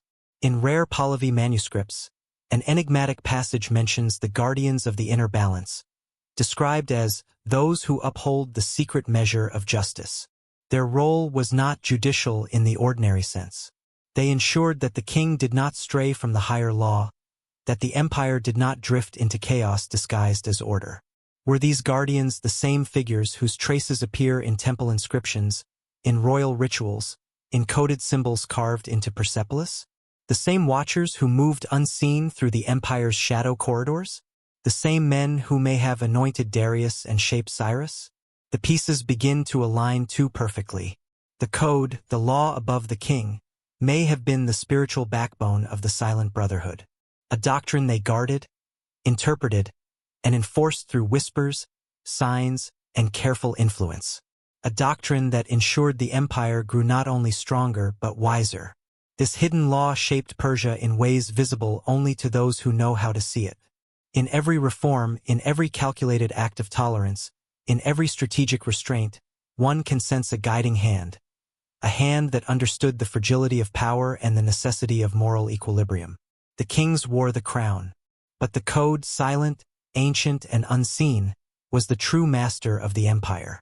The lagoon of Venice shimmered beneath a gray morning sky, its waters sluggish and heavy, as if burdened by secrets older than the city itself. Canals wound through the city like veins of quiet tension, carrying whispers from merchant to sailor, scholar to spy. And somewhere within that shifting labyrinth of water and shadow lived a man who dealt not in silk or spices, but in knowledge, dangerous, forbidden knowledge. His name was Jacopo Zanetti, not a nobleman, not a priest, not a warrior, just a merchant with sharp eyes, an unreadable face, and a reputation for uncovering things others preferred buried. People said Jacopo could look at an object and tell its birthplace, its age, and the lies its owner whispered about it. His shop near the Rialto Bridge overflowed with curiosities. Roman rings, Eastern amulets, slivers of old manuscripts, shards of broken mosaics. Most were authentic. Some were legends sculpted into reality by his own skilled hands.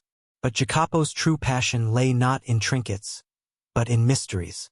Which is why, when a French knight named Guillaume de la Roche walked into his shop carrying a heavy iron chest, Jacopo felt a shiver run beneath his skin, like a spider sensing vibrations on its web.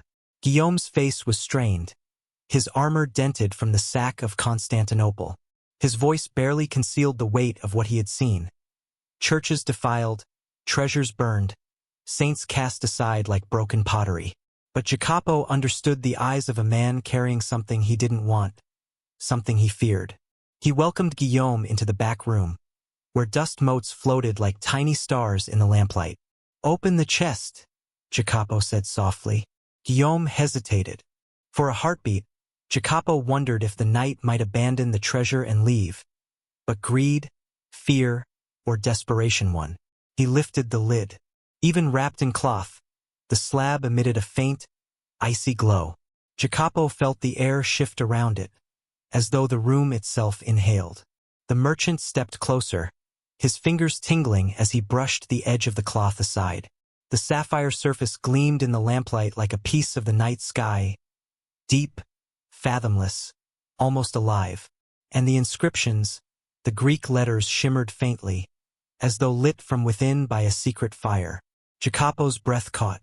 He had studied hundreds of stones. None had ever glowed. "Where did you get this?" he whispered.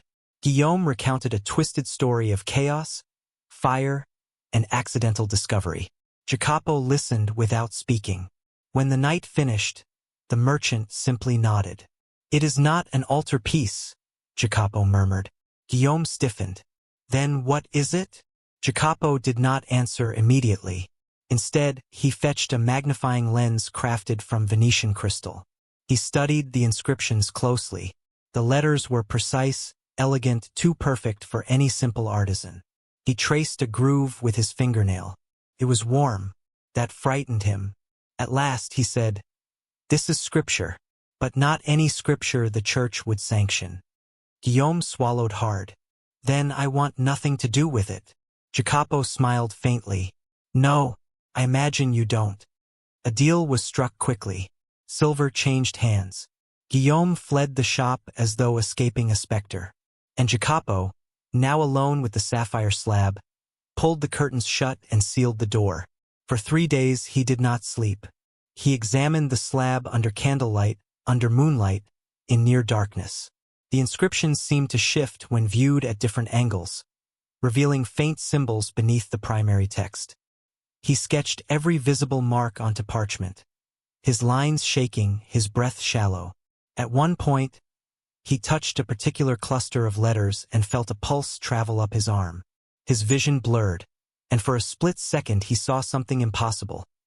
A figure of light, standing in a vast space of blue fire. He jerked his hand away, heart racing. "This is no relic," he whispered. "This is something else." Worse still, Jacopo sensed he was being watched.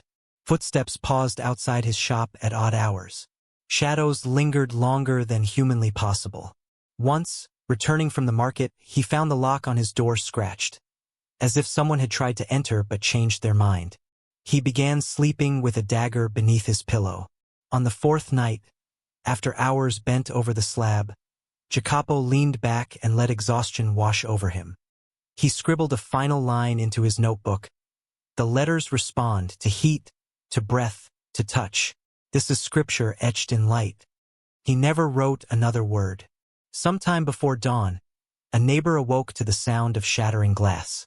When he rushed into Jacopo's shop, he found the merchant collapsed on the floor, his face twisted in terror, his hands frozen as though reaching for something just beyond his grasp. The dagger lay untouched beside him. There were no bruises, no wounds, no signs of struggle. Only his eyes remained open, wide, glassy, filled with the reflection of something the neighbor could not see. The chest that had held the sapphire slab was empty.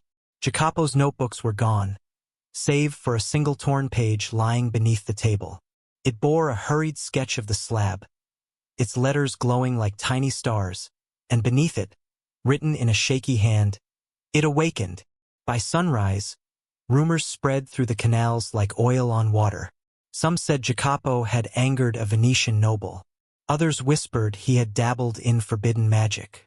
A few insisted the sapphire gospel had devoured his soul. The truth vanished as quickly as the slab. Where the sapphire fragment went next, no one could say. Some believed a thief stole it in the night. Others suspected one of Jacopo's clients, a collector of heretical artifacts, claimed it before the city guards arrived. A boat departing the lagoon at dawn was seen with a heavy crate aboard, its destination unknown.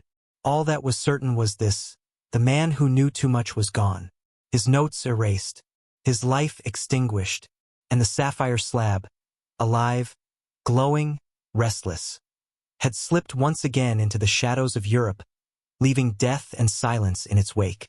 The story of the satrap who vanished begins not with a grand rebellion or a bloody betrayal, but with a single letter, simple, unadorned, written in steady script on a thin strip of parchment discovered centuries later among the ruins of an administrative archive. The letter bears no signature, only an official seal belonging to the satrapy of Lydia. Its contents are haunting in their restraint. A report expressing concerns about quiet influences in the court of the king, and a suggestion that certain counselors speak with authority beyond their station. The letter's tone is calm, but beneath it vibrates something dangerous. An awareness, perhaps, that the writer was stepping onto forbidden ground. Historians believe the author was Artaphernes the Younger, a mid-ranking satrap who inherited his position from a long line of administrators. He was known for his fairness, his meticulous record-keeping, and his loyalty to the empire. But something during his tenure disturbed him deeply enough to risk writing that letter. Something he saw or heard that made him question the balance of power in the royal court. The document ends abruptly, almost unnervingly. I fear that what moves unseen moves also without limit. Days after this letter was recorded, Artaphernes disappears from all surviving administrative logs. No mention of reassignment, no record of punishment, no note of death. His name simply evaporates. This is highly unusual. The Achaemenid administration was famously thorough. Even disgraced satraps, traitors, and rebels were documented at the time of their removal. But Artaphernes, known, respected, and well-established, vanishes as though his existence was erased intentionally. The disappearance might have been dismissed as accident or coincidence had it not been accompanied by other irregularities in the same region. A sudden tightening of communication channels, strange gaps in the correspondences of nearby governors, a series of unexplained delays in courier schedules, and 2 sealed records from Sardis stamped with the words, "Internal Resolution. No further inquiry." Such stamps appear only in rare cases, typically when matters touch the personal authority of the king, or when something threatens the ideological integrity of the state. But what could a satrap in Lydia have uncovered that demanded such total silence? One fragment from a Greek historian hints at a scandal involving advisors without titles, who traveled between royal courts commanding unusual respect. Another Babylonian tablet describes priests of the inner flame visiting Western satrapies for purposes unknown. These accounts, though vague and biased, align disturbingly well with the patterns already uncovered, the Brotherhood's silent presence, always moving just out of reach of official narratives. If Artaphernes encountered these advisors, if he recognized their influence and attempted to report it, he may have triggered a response from the very group he sought to expose. But what exactly did he witness? Some speculate that he intercepted messages written in the Brotherhood's coded language, phrases similar to those found in temple inscriptions and elite councils. Others suggest he observed meetings between satrapal officials and mysterious envoys carrying no royal insignia. Still others believe he saw what few were meant to see, the Brotherhood intervening directly in administrative affairs, manipulating decisions that should have belonged solely to the satrap. There is one more chilling detail. In the excavation of a large estate near where Artaphernes once governed, archaeologists found a wooden chest buried beneath a collapsed storeroom. Inside were dozens of tablets and parchments, personal notes, drafts of reports, and fragments of correspondence. Many were charred, as if someone had tried to destroy them, but one survived well enough to read. It contains a short, hurried passage written in a hand believed to be Artaphernes's. They speak softly and do not announce their rank. I asked one of their names. He said names do not matter in their service. They watch the courts, the roads, the armies. They know before we know. They decide before others speak. And their eyes. There is something in their eyes. The writing ends mid-sentence, smeared as if the writer had been interrupted. What had frightened him so deeply? The scribbles on this fragment match the tone of the earlier letter. A man trying to articulate something he does not fully understand, something that moves outside the boundaries of ordinary political intrigue. A man realizing he stands on the edge of a truth that others have died to keep hidden. After Artaphernes disappears, the region undergoes a quiet but noticeable shift. Officials previously aligned with him are reassigned. His allies lose influence. A new satrap arrives, one with impeccable connections to the priesthood. His first decree emphasizes loyalty not only to the king but to the keepers of order, a phrase that appears nowhere else in regional documents. It is as if the Brotherhood replaced Artafernes with someone more understanding. In the following years, smaller anomalies ripple outward. Letters arrive in Susa stamped with unfamiliar seals. Travel permissions are granted for unnamed officials moving through the western provinces. Religious festivals subtly alter their rituals. Priests in Lydia begin referencing the guardians of truth in their sermons. Though this phrase was not part of local doctrinal tradition, it is difficult to ignore the pattern. A satrap saw too much. A satrap asked the wrong questions. A satrap disappeared. And in the vacuum left behind, the Brotherhood tightened its grip. The official histories remain silent. They speak only of kings, generals, taxes, and wars. But in the gaps, in the absences, in the documents that should exist but do not, the outline of something invisible emerges. A shape made of silence. A power defined not by presence, but by erasure. The satrap who vanished may not have changed history on his own, but his disappearance reveals something far more important. It is evidence not only of the Brotherhood's existence, but of its methods. Subtle, precise, and merciless when threatened. The empire endured for centuries. Many would say it endured because of its structure, its armies, its wealth. But perhaps it endured because there were those who watched everything, erased what needed erasing, and ensured that no one, not even a loyal satrap, could interfere with the silent machinery that kept Persia's heart beating. Was it a vault for knowledge and treasures, a space for private meditation, or a repository of secrets meant to survive the fall of empires? These questions are compounded by Hadrian's evident fascination with prophecy, philosophy, and human perception. The chamber may represent a confluence of all these elements, a physical embodiment of intellect, faith, and foresight. A space where the emperor's mind, concerns, and obsessions converge. And yet, for all the technology and scholarship, the villa retains its aura of mystery. Every excavation, survey, and experiment reinforces the notion that Hadrian's design is layered, complex, and deliberately confounding. Each new discovery invites reinterpretation, suggesting that the chamber is more than a single room.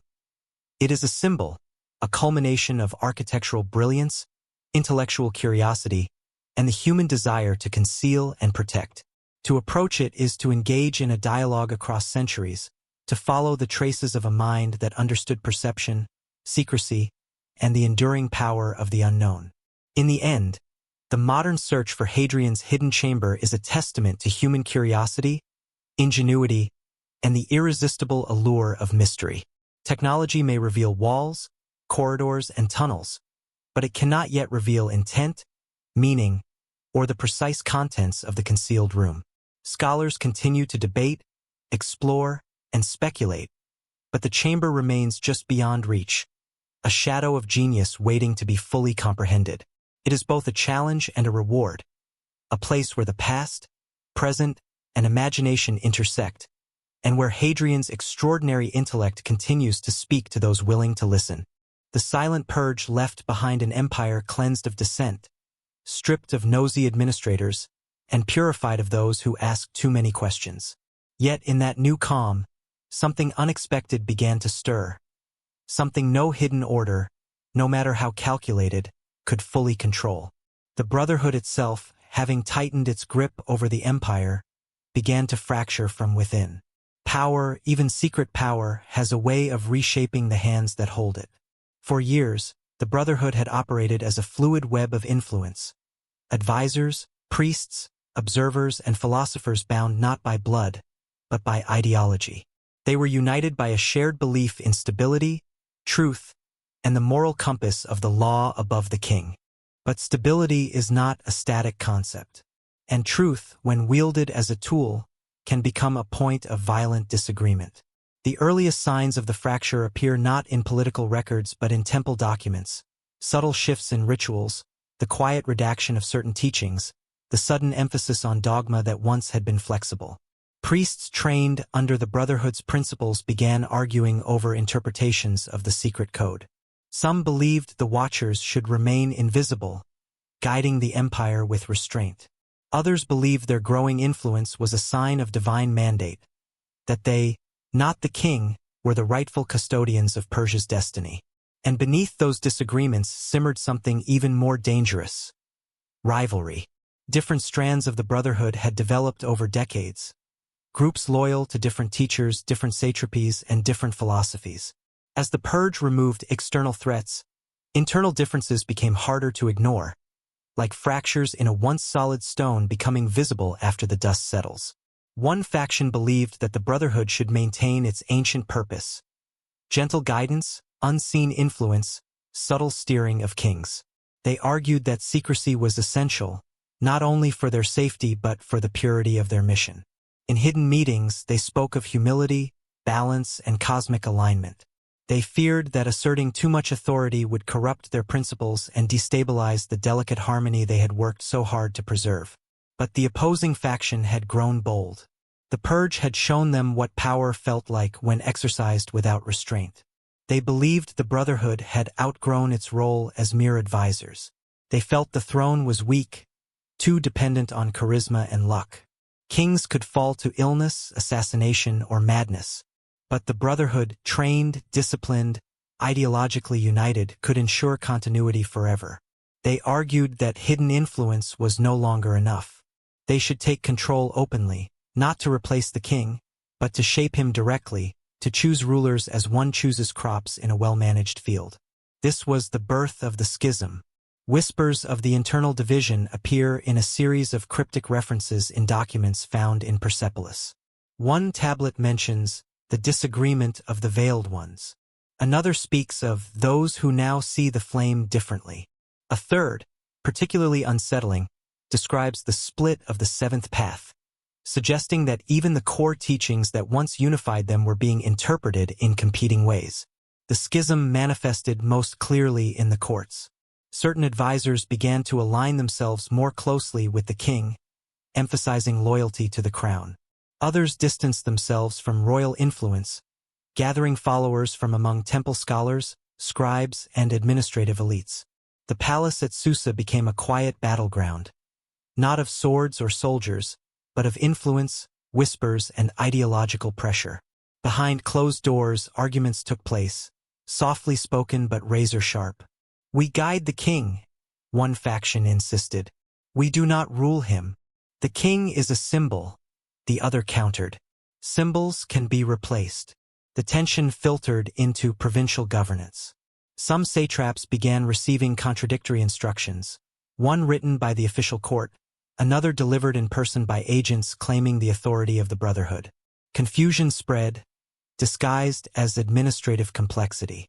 Policies clashed. Orders were reversed. Governors struggled to discern whose voice represented the true intention of the hidden order. This was unprecedented. The Brotherhood had always operated as one mind. Now it was becoming two. Both factions still believed they were saving the empire. Both still saw themselves as guardians of order and stability. But their visions diverged. One looked to the past, honoring the principles of truth and restraint. The other looked to the future, hungry to shape the empire more directly, to bend its destiny consciously rather than through quiet persuasion. Each faction believed the other had lost its way, and their conflict, though hidden from the public, began to leave marks on the empire. Administrative delays increased. Policies became inconsistent. Temple rituals shifted slightly from province to province. Courtiers sensed something wrong, an unseen tension pulsing beneath the machinery of power. All this happened without a single open confrontation. That was the most terrifying part. The Brotherhood did not fight with blades.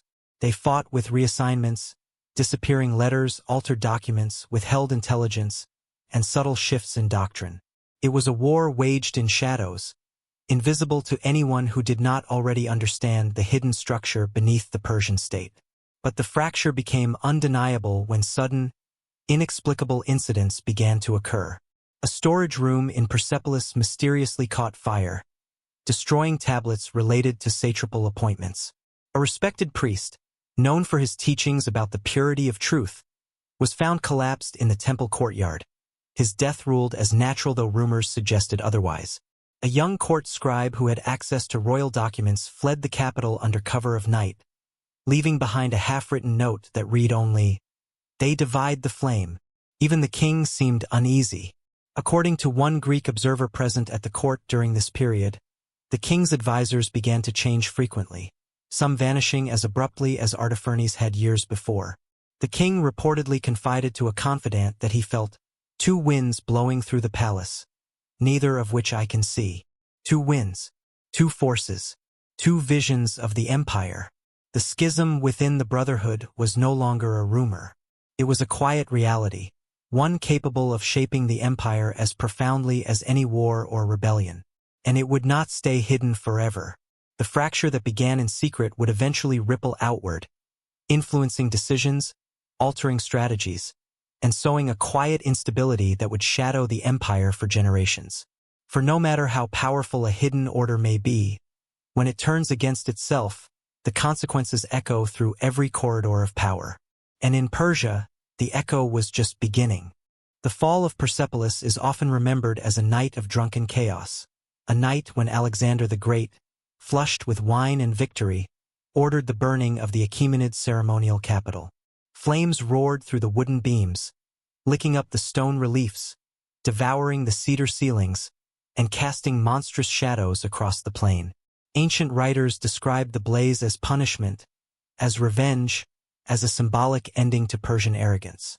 But beneath these dramatic interpretations lies another possibility, more deliberate, more calculated, and far more unsettling. What if Persepolis did not burn merely because of drunken impulse? What if the fire was aimed not at walls or statues, but at secrets? To understand this possibility, one must walk backward through time, into the fractured brotherhood that silently guided Persia, into their schism, into the growing tension inside the empire long before Alexander arrived. By the time Macedon conquered Persia, the hidden order was no longer unified. 2 factions maneuvered behind the curtain of political chaos, each attempting to steer the collapsing empire toward its own vision. Their conflict weakened structures that once made Persia strong. Their secrecy, once a source of stability, became a source of fragility. When Alexander marched eastward, the empire he encountered was not the same polished machine created under Cyrus and Darius. Its outer shell remained impressive, but its inner machinery had begun to grind against itself. And Alexander, whose strategic brilliance seemed almost preternatural, recognized this weakness with uncanny clarity. He was young, yes, but he was not naive. He absorbed intelligence with the hunger of a man who knew that information was the true coin of conquest. His agents traveled ahead of him, gathering whispers from disgruntled satraps, priests, and merchants. They learned how divided Persia had become, not just politically but ideologically. They learned that something moved behind the throne, something influential and invisible. And Alexander, whose ambition aimed not only to conquer but to understand, became obsessed with discovering the hidden machinery that had kept Persia stable for centuries. When he finally entered Persepolis, triumphant, unchallenged, yet strangely contemplative, he spent days exploring the palaces, the archives, the private chambers of kings long dead. His fascination was not with gold or gemstones or treasure. It was with knowledge, with records, with whatever secrets might be encoded in the architecture, inscriptions, or scrolls stored in the sealed rooms beneath the platform. Accounts from his own companions reveal his behavior. He questioned priests with unnerving specificity, demanding to know about rituals, councils, and advisors who never appeared in royal lists. He interrogated archivists about rooms not marked on official plans. He lingered in chambers that served no ceremonial purpose. One historian claimed Alexander spent hours staring at a wall relief depicting a priest-like figure standing apart from the royal procession. A figure some believe symbolized the silent brotherhood. Why focus on such details unless he suspected something? Some modern scholars believe Alexander discovered evidence of the hidden order, perhaps partially decoded messages, reports written in strange coded language, or architectural features that served surveillance purposes. Perhaps he found traces of the schism, documents revealing internal conflict, unexplained purges, or references to a seventh path or inner watchers. Whatever he found, it seems to have disturbed him profoundly. The night Persepolis burned. The traditional story claims the decision emerged from drunken revelry led by an Athenian courtesan. Yet eyewitness accounts contradict each other wildly. Some insist Alexander gave the order in a fit of anger. Others claim he acted soberly, after a long period of silence. Still others say he consulted privately with unnamed advisors before giving the signal. What if the fire was not a celebration, but a purge? A deliberate destruction of archives, symbols, and structures connected to the Brotherhood. This theory gains strength when one examines where the fire spread. The flames consumed certain palaces quickly, those known to hold ritual texts, administrative archives, and coded inscriptions. Yet other buildings, including treasuries filled with wealth beyond imagining, survived with minimal damage.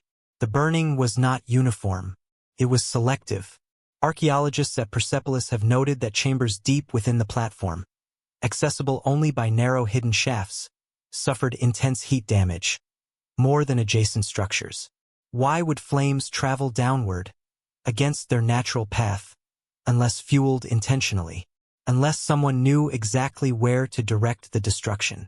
Even stranger, some rooms that should have burned, filled with wood or papyrus, show almost no fire damage at all. As if the blaze had been guided, not random. Alexander may have believed that destroying the physical remnants of the Brotherhood would erase their influence forever.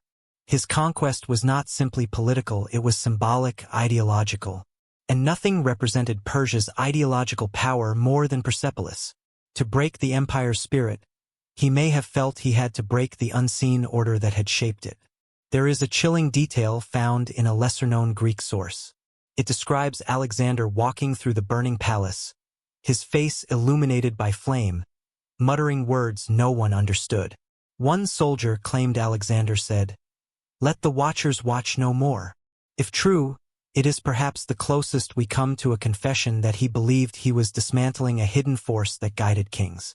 Some believe the Brotherhood anticipated this outcome. They may have removed or hidden their most sensitive documents long before Alexander arrived. Certain secret chambers discovered centuries later show signs of being emptied deliberately. Dust outlines suggesting scrolls, tablets, and ritual objects once rested there. But not everything was erased. Some fragments survived underground, protected by collapsed ceilings or sealed chambers. These scraps, partial codes, philosophical lines, references to inner truth, hint at a deeper knowledge Alexander may have failed to uncover entirely. Still, the burning of Persepolis was a blow so devastating that it effectively severed the Brotherhood's connection to the physical heart of its power. The city that once embodied observation, order, and symbolic authority became smoke. The architectural grid of hidden sightlines became ash. The coded reliefs became rubble. The palace where kings and unseen advisors once walked dissolved into glowing embers under a sky blackened by history. Alexander moved on. The empire he had conquered was vast, but the silent structure that bound it together was broken. Without the center, the Brotherhood, already fractured, began to dissolve further. Some fled east. Some hid among priestly communities. Some were absorbed into new forms of administration under Alexander. Others, perhaps, perished in the fire they tried so desperately to avoid. But the idea, the seed, the knowledge did not die. Fire can destroy rooms and scrolls, but it cannot burn memory. And somewhere among the ashes of Persepolis, a fragment of the Brotherhood survived, waiting for the next chapter of history to give it shape again. Long after the flames of Persepolis cooled, long after Alexander's army marched west with plundered gold and broken pride, a team of builders and laborers returned to the charred ruins, not to rebuild, but to clear the wreckage. They worked in silence, sweeping away memories swept aside by war. Yet beneath the ashes, beneath the blackened beams and crumbling walls, lay something that was never meant to be found. Buried deep under layers of collapsed corridors, sealed chambers, and fallen stone slabs, a cluster of manuscripts survived, hidden not by chance, but by design. Their survival defied logic. Fire devours papyrus and parchment easily. Even clay tablets crack under intense heat. Yet these fragments endured. Archaeologists centuries later would find them sealed inside a recess slabbed with polished limestone. an architectural feature with no clear purpose, too narrow for storage, too awkward for ritual. It appeared more like a secret vault, accessible only through a crawlspace now clogged with debris. Had the chamber existed to protect these manuscripts? Or to hide them? The fragments themselves are puzzling. Some are written on thin leather treated with a resin-like substance that made them more fire-resistant than ordinary scrolls. Others are clay tablets with nearly microscopic writing carved so finely it required specialized tools and specialized training to inscribe. Their survival feels intentional, as though someone placed them there moments, or perhaps years, before the flames consumed Persepolis. One parchment fragment contains a sentence repeated 3 times in slightly different forms, as if someone practiced phrasing, "What is unseen does not perish, for truth outlives the flame." The repetition is odd, reflecting not a scribe copying a text, but a writer thinking, refining, preparing. It suggests personal reflection, not official doctrine. Another fragment is far stranger. It mentions the 7th pillar and the guardians of the inner balance, echoing phrases found earlier in temple inscriptions and the cryptic writings tied to the splinter sect. Yet here, the tone is different, less confident, more anxious. It warns, when the circle breaks, the flame scatters, perhaps referencing the Brotherhood schism. But the most remarkable piece is a tablet coated in soot but still legible. It describes a meeting, possibly the last of its kind, between members of the Brotherhood. They speak of the invader who sees too clearly, presumably Alexander. They debate whether to stay and defend their knowledge or flee eastward, taking their teachings where Macedonian influence would never reach. The tablet ends abruptly with, "We scatter as smoke scatters, but the fire within us remains." The metaphor of scattering recurs repeatedly across the fragments. It suggests a conscious decision. The Brotherhood knew Persepolis would fall. They knew their physical center was doomed. They knew Alexander's approach could not be halted. And so, they prepared not to fight but to vanish. Some chose to hide knowledge. Some chose to carry it away. Some chose to burn it themselves rather than let it fall into foreign hands. A deep sense of urgency permeates the surviving texts. One line reads, "Let not the outsider learn the path of watchers." Another states, "When truth is hunted, it must walk in many bodies." Scholars interpret this as symbolic, but what if it reflected a literal strategy? The dispersal of members across the empire's remnants, into priesthoods, temples, academies, and foreign courts, like seeds cast into the wind. Archaeological evidence suggests that the chamber holding these manuscripts was sealed from within. The slab was pulled into place from the inside, leaving no mechanism to reopen it. Whoever hid the texts may have never escaped. Their final act may have been preserving what they knew, even at the cost of their own lives. But among the fragments lies a more haunting clue. A map, if it can be called that, drawn not as geography but as a network of lines branching outward from Persepolis like rays from a sun. Along these lines are symbols representing fire temples, administrative centers, and remote regions extending into Bactria, Sogdia, and beyond. A few symbols match those used in earlier Brotherhood inscriptions. It appears to depict the diaspora of knowledge, the path taken by those who escaped before Alexander reached the city. The existence of such a map suggests the Brotherhood was not destroyed by fire, but scattered, its members carrying small pieces of a greater whole across the ancient world. Yet the most enigmatic fragment is a scrap of leather containing a single sentence. The 7th remains hidden. No context, no explanation, no additional markings. Some scholars interpret this as referencing a surviving member of the original inner circle. Others see it as symbolic, a statement that the core truth behind the Brotherhood endured despite the destruction of its physical center. Whatever its meaning, the phrase has an unsettling resonance. It suggests that even after Alexander burned Persepolis to the ground, the Brotherhood's most vital secret endured. The surviving manuscripts are tantalizingly incomplete, like chapters torn from a book centuries before anyone could read them. But taken together, they reveal a picture of a group that understood the power of knowledge and the necessity of protecting it at all costs.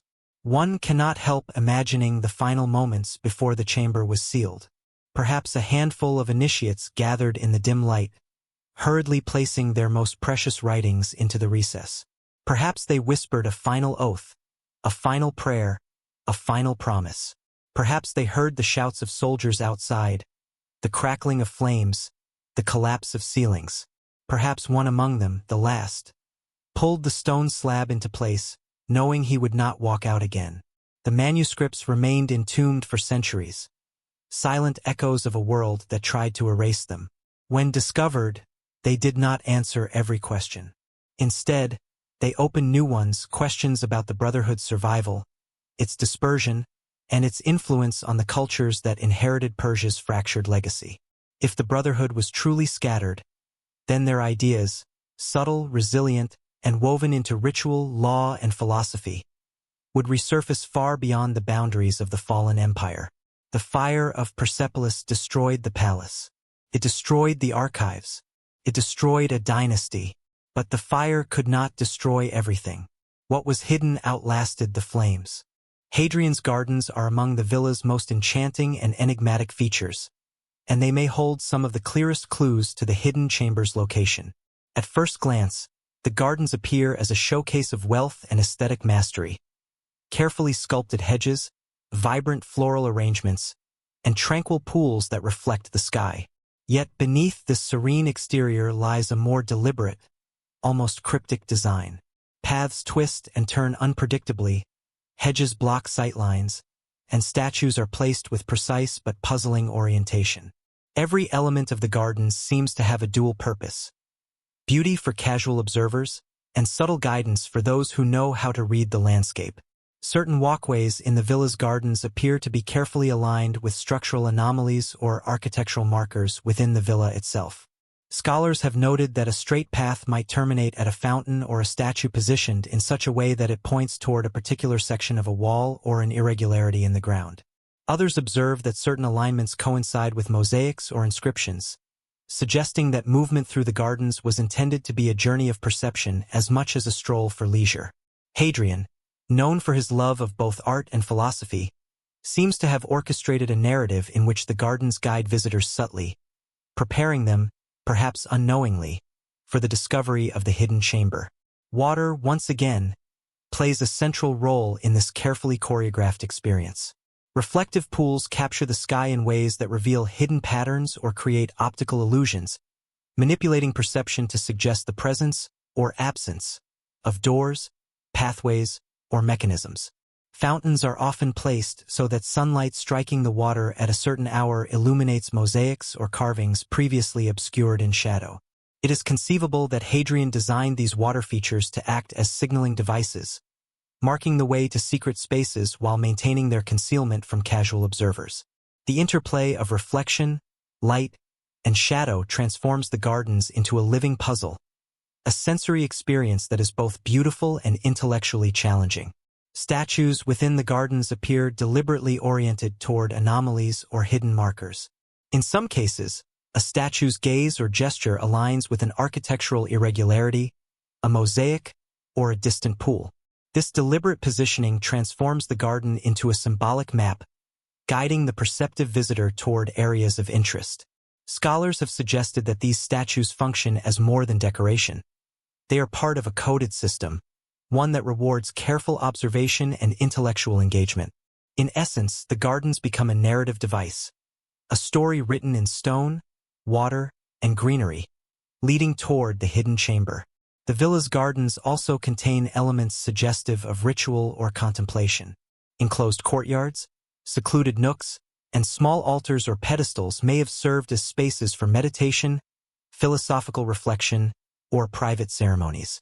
These areas, often adjacent to potential hidden access points, hint at a connection between the chamber and Hadrian's intellectual or spiritual pursuits. Some scholars propose that the chamber itself may have been part of a broader contemplative or ceremonial network, with the gardens functioning as both a preparatory space and a conduit to the secretive inner sanctum. Seasonal variation appears to have been an integral part of the garden's design. Certain pathways, fountains, and reflective surfaces interact differently depending on the time of year, the position of the sun, or even the phases of the moon. It is plausible that the hidden chamber was designed to be revealed, or at least hinted at, only during specific celestial alignments. This temporal element reinforces the notion that Hadrian's villa was not static. It was a dynamic environment, one that combined architecture, landscape, and astronomical knowledge to create experiences that were at once practical, aesthetic, and enigmatic. Some scholars have turned to the ancient practice of sacred geometry for insight into the garden's design. Measurements and alignments within the pathways, fountains, and hedges may correspond to mathematical or cosmological principles, embedding symbolic meaning in the layout. Certain ratios or angles appear repeatedly, suggesting that Hadrian employed geometry as a code, connecting the garden's physical form to philosophical, spiritual, or cosmological concepts. In this context, the hidden chamber is not only a physical location but a culmination of layered meaning, discovered not through brute force or chance, but through understanding the underlying principles of design, symmetry, and symbolism. The garden's architecture also incorporates sensory manipulation. Fragrances from plants, the sound of water, and the play of light and shadow were likely intended to create a heightened awareness in visitors, subtly influencing perception and focus. Imagine walking a path where the scent of flowers grows stronger near a mosaic that hints at a hidden entrance, or where the gentle trickle of a fountain masks subtle sounds emanating from a concealed passage. These deliberate sensory cues create an immersive environment in which observation and intuition are rewarded, encouraging exploration while concealing secrets from those inattentive to subtle detail. Even the placement of benches, pedestals, and other garden features may contribute to the villa's hidden design. Seated in precisely the right location, a visitor might notice alignments, reflections, or inscriptions that otherwise go unnoticed. From this perspective, Hadrian's gardens are an interactive space, designed to reveal their secrets gradually, through engagement, patience, and careful attention. It is a demonstration of the emperor's understanding of human psychology, blending curiosity with misdirection to protect the chamber while guiding those capable of discovery. Finally, the gardens reinforce the theme of the villa as a narrative device. Each element, pathways, statues, pools, inscriptions, and alignments, interacts with the others to create a layered story, one that unfolds across space and time. Movement through the gardens is not accidental. It is an orchestrated journey, a sequence of perceptions and realizations that culminate, perhaps, in the threshold of the hidden chamber. To understand the gardens is to begin understanding Hadrian himself, a man who combined intellect, artistry, and secrecy to create spaces that communicate across centuries. In conclusion, Hadrian's gardens are more than ornamental landscapes. They are a living map, a dynamic system of cues and misdirections designed to interact with perception, intellect, and time. Within these carefully curated spaces, the paths, pools, statues, and alignments all converge toward something greater. The hidden chamber, a space that embodies secrecy, intellect, and deliberate artistry. As modern scholars continue to explore these gardens, they are reminded that each step, each glance, and each observation may bring them closer to a revelation that has eluded the world for centuries.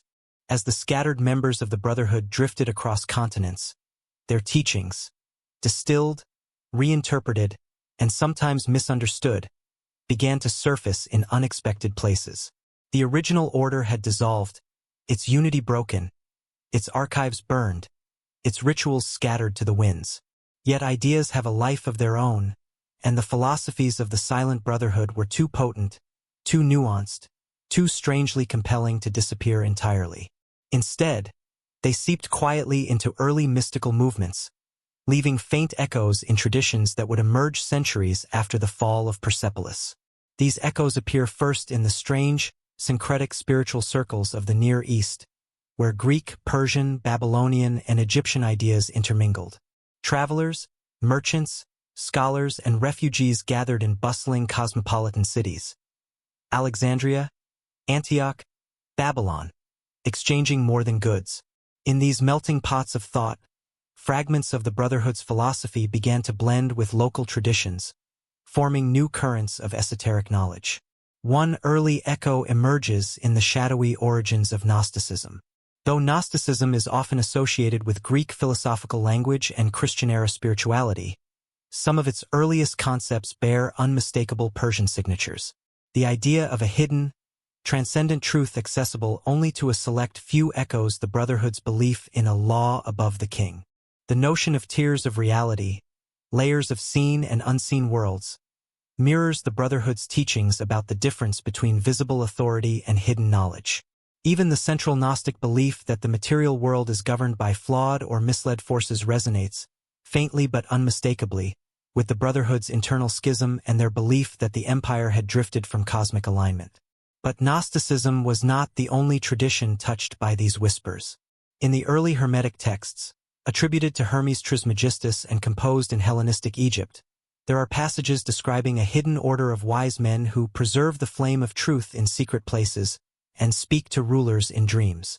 Scholars often interpret these lines as metaphors or poetic flourishes, but placed next to the Brotherhood's imagery, flame, truth, secrecy, they read like dim reflections of ancient Persian ideas, filtered through Egyptian mysticism and Greek philosophy.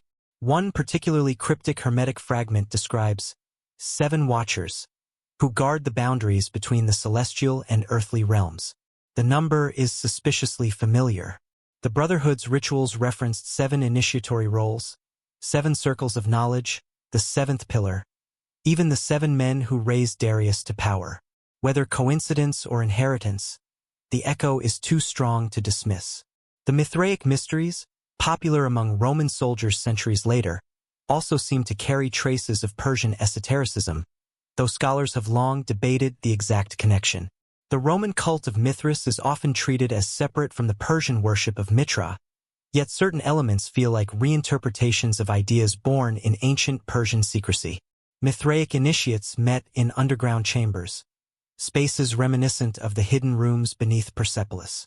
Their rituals emphasize truth, moral testing, loyalty, and cosmic struggle, all central principles in the Brotherhood's doctrine. And their iconography includes figures observing, guiding, and judging watchers in a mystical, symbolic form.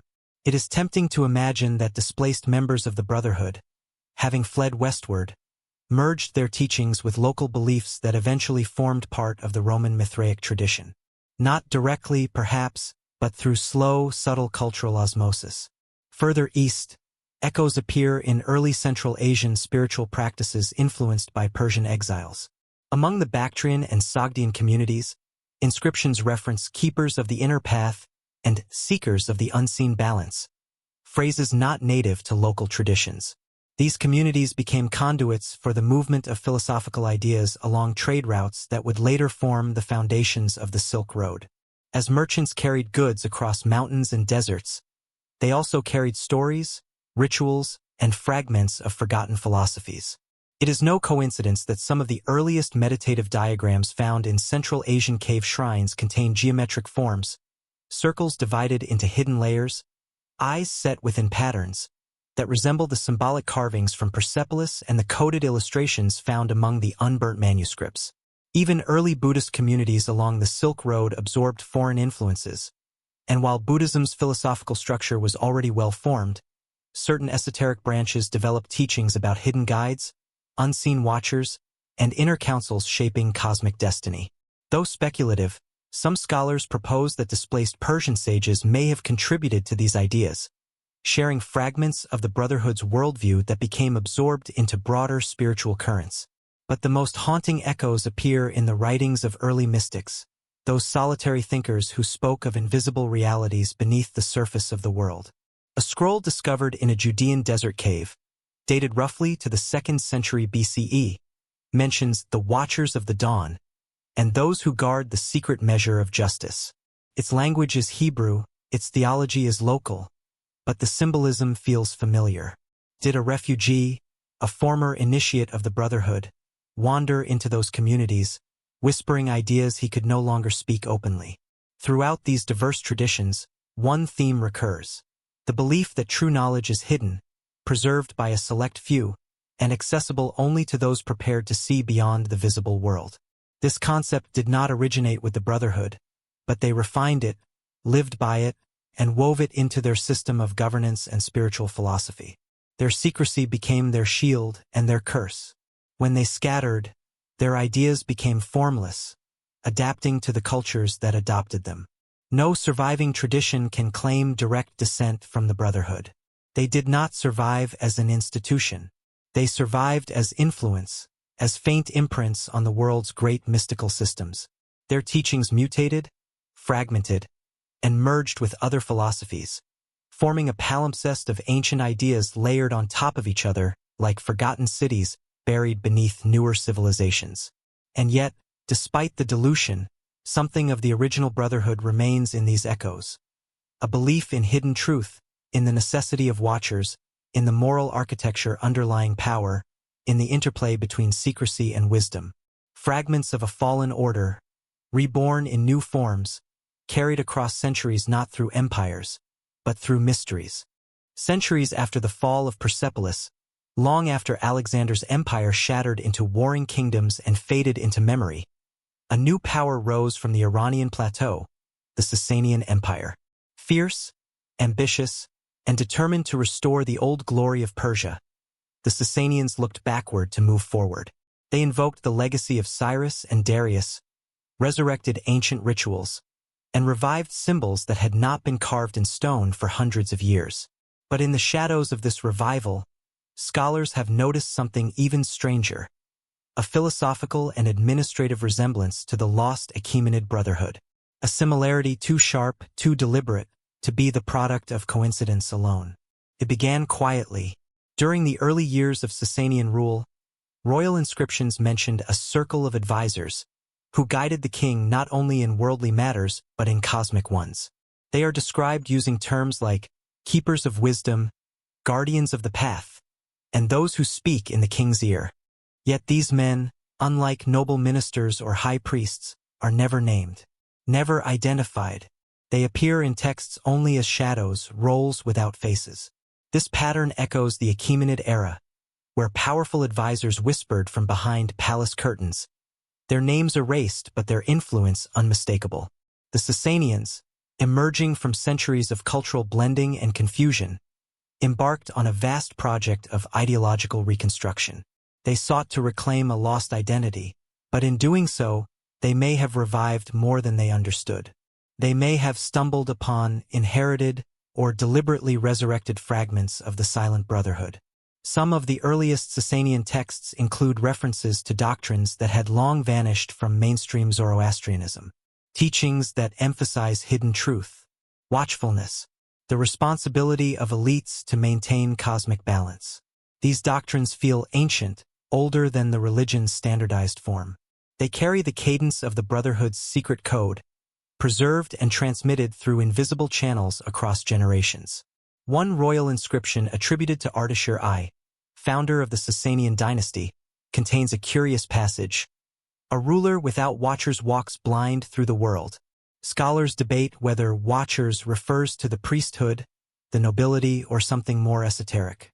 The phrasing, a ruler walking blind, is nearly identical to a line found in the unburnt manuscripts hidden beneath Persepolis. Two texts, separated by almost half a millennium, echoing the same idea. Coincidence? Or cultural memory resurfacing through channels we cannot trace? The Sasanians were deeply invested in administrative order. Their bureaucracy was exceptionally detailed, their record-keeping meticulous. They revived the satrapy-like system and expanded it into an elaborate administrative hierarchy. But they did more than emulate Achaemenid governance. They infused it with a level of ideological oversight foreign to earlier Persian rule. Behind every provincial governor stood a priest. Behind every priest stood a judge. And behind every judge stood someone else. Someone unseen. Several early Islamic commentators, writing centuries later, mention a mysterious class of Sasanian advisors known as the Achaemenids, literally, those who know everything.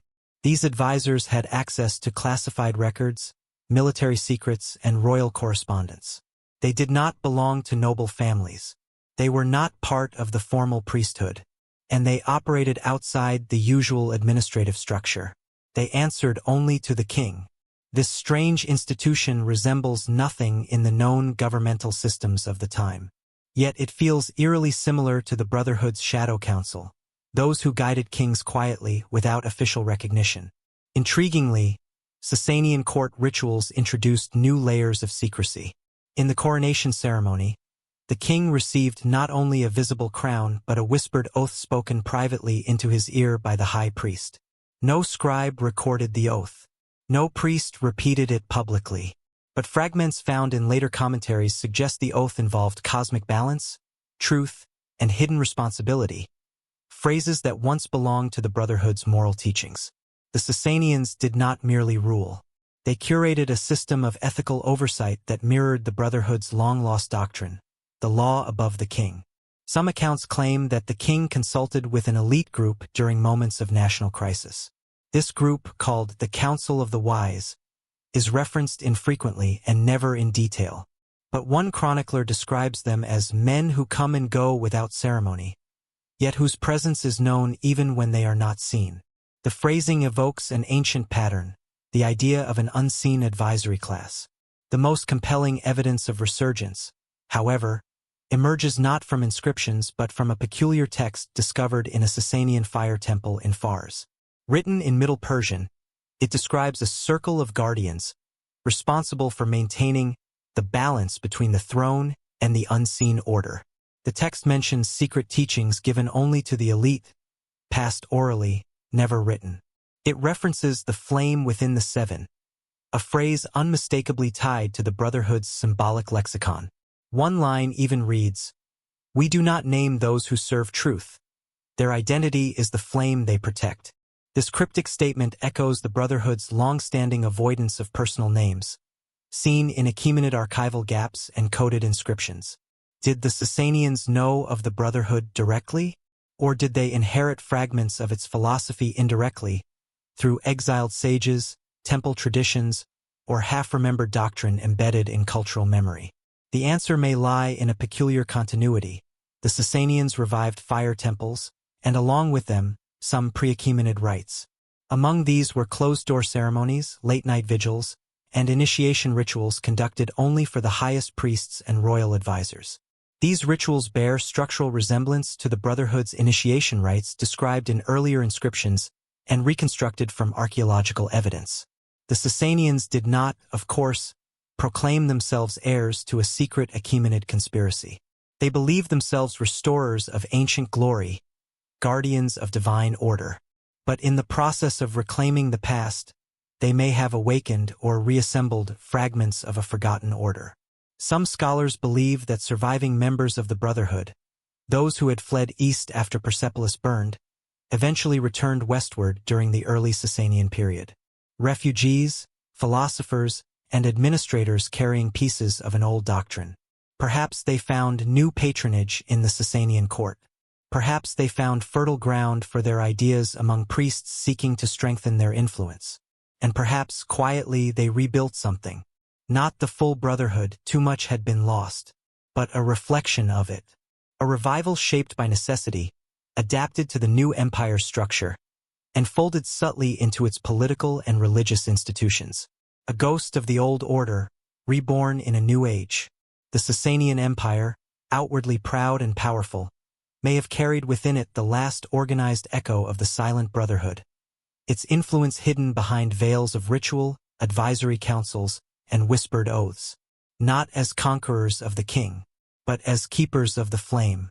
Centuries blurred into centuries, and Persia transformed again. This time under a new banner, a new revelation, a new spiritual language. The rise of Islam reshaped the region, sweeping across deserts and mountains with a fervor that rewrote political, cultural, and religious identities. Fire temples dimmed, new mosques rose, and ancient priesthoods either faded into obscurity or adapted to survive.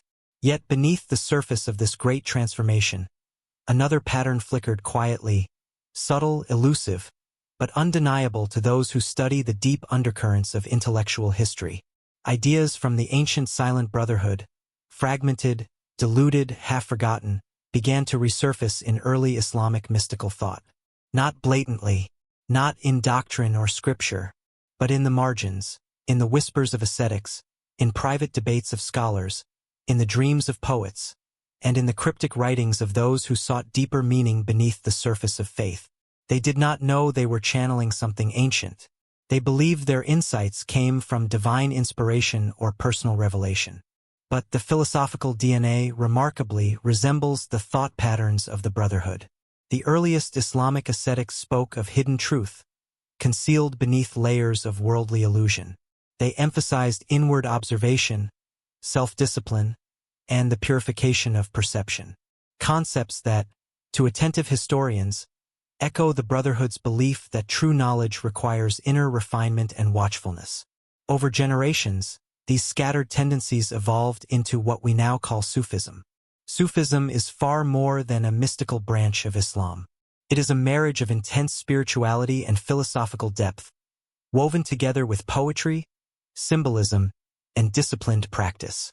But what is most striking is not its beauty, but its structure. A structure that resembles eerily and unexpectedly the way the silent Brotherhood once operated. Sufi orders developed hierarchical systems of initiation. Knowledge was passed from teacher to student in carefully measured layers, just as the Brotherhood once divided its teachings into circles of increasing depth. Some Sufi writings speak of inner knowledge, reserved for the few who have undergone tests of character, mirroring the Brotherhood's belief that truth is both powerful and dangerous, and must be granted only to those who can bear its weight responsibly. Certain Sufi texts even refer to the people of the secret, or the men of the hidden path. These terms are metaphorical, but their resemblance to the Brotherhood's self-descriptions is uncanny. The concept of watchers, too, reappears, though transformed. In early Islamic mysticism, angels or spiritual beings known as Rakibin are described as observers who watch over human actions. But some Sufi interpretations shift this metaphor inward, suggesting that the enlightened individual becomes a watcher of their own soul. An echo of the Brotherhood's emphasis on internal vigilance, on the unseen judge inside every man. And then there is the idea of the qutb, the mystical pole or axis, around which the world's spiritual order turns. In some traditions, the qutb is described as a single hidden saint known only to a small circle of initiates. He guides quietly, invisibly, without title or recognition. This role feels like a spiritual reinterpretation of the Brotherhood's highest initiates, the unseen advisors who once shaped the fate of an empire from the shadows. Of course, no Sufi order claims descent from an Achaemenid secret society. Nor should they. Sufism is a profound and autonomous spiritual tradition with its own roots and revelations. But it is also true that intellectual histories do not move in straight lines. Ideas migrate, transform, and embed themselves in new landscapes like seeds blown by a long-forgotten wind. The Brotherhood's diaspora, as described earlier, carried fragments of its worldview across regions that would later become centers of early Islamic scholarship. Persia, Iraq, Syria, and Egypt, all places where Sufi thought flourished, were home to displaced sages, priests, administrators, and scholars who brought with them a memory of hidden truth, structured wisdom, and the power of inner transformation. By the 9th and 10th centuries, Islamic philosophical circles, particularly in Persia, began producing works that merged rational inquiry with spiritual symbolism. Scholars such as Al-Farabi, Avicenna, Ibn Sina, and Shirawardi drew on Persian, Greek, and Islamic traditions. But among their works, one finds curious references to ancient sages of the East, hidden councils, and keepers of primordial wisdom. These references were literary devices, but perhaps not entirely fictional. They might reflect lingering cultural whispers of the Brotherhood. Shirawardi, in particular, developed a philosophy he called Illuminationism, a system built around metaphors of light, inner vision, and hidden hierarchy. His writings reference ancient Persian wisdom traditions that predated Islam. Some scholars believe he attempted to reconstruct a lost philosophical lineage preserved only in fragmented oral traditions. Fragments that may trace back to the Brotherhood's teachings. Even the symbolism of light itself, central in Sufi poetry, resonates deeply with the Brotherhood's flame imagery, the metaphoric inner fire, the concept of truth as a radiant force. Though these similarities could be coincidental, Their recurrence across centuries suggests a more complex inheritance. Sufi brotherhoods, tariqas, also developed systems of silent gatherings, meditative practices, and tightly guarded teachings. Some rituals took place in underground chambers or secluded rooms designed to focus attention and remove distraction. These architectural choices resemble the hidden spaces beneath Persepolis, rooms built for observation, introspection, or quiet communion. Yet perhaps the most striking echo lies in the Sufi concept of bain, the inner, hidden meaning of things. Sufis believe that every truth has an outer form, here, and an inner essence, bin. This distinction mirrors the Brotherhood's belief that visible reality is only a surface layer, beneath which lies a deeper, structured order accessible only to the trained mind. It is not that Sufism emerged from the Brotherhood.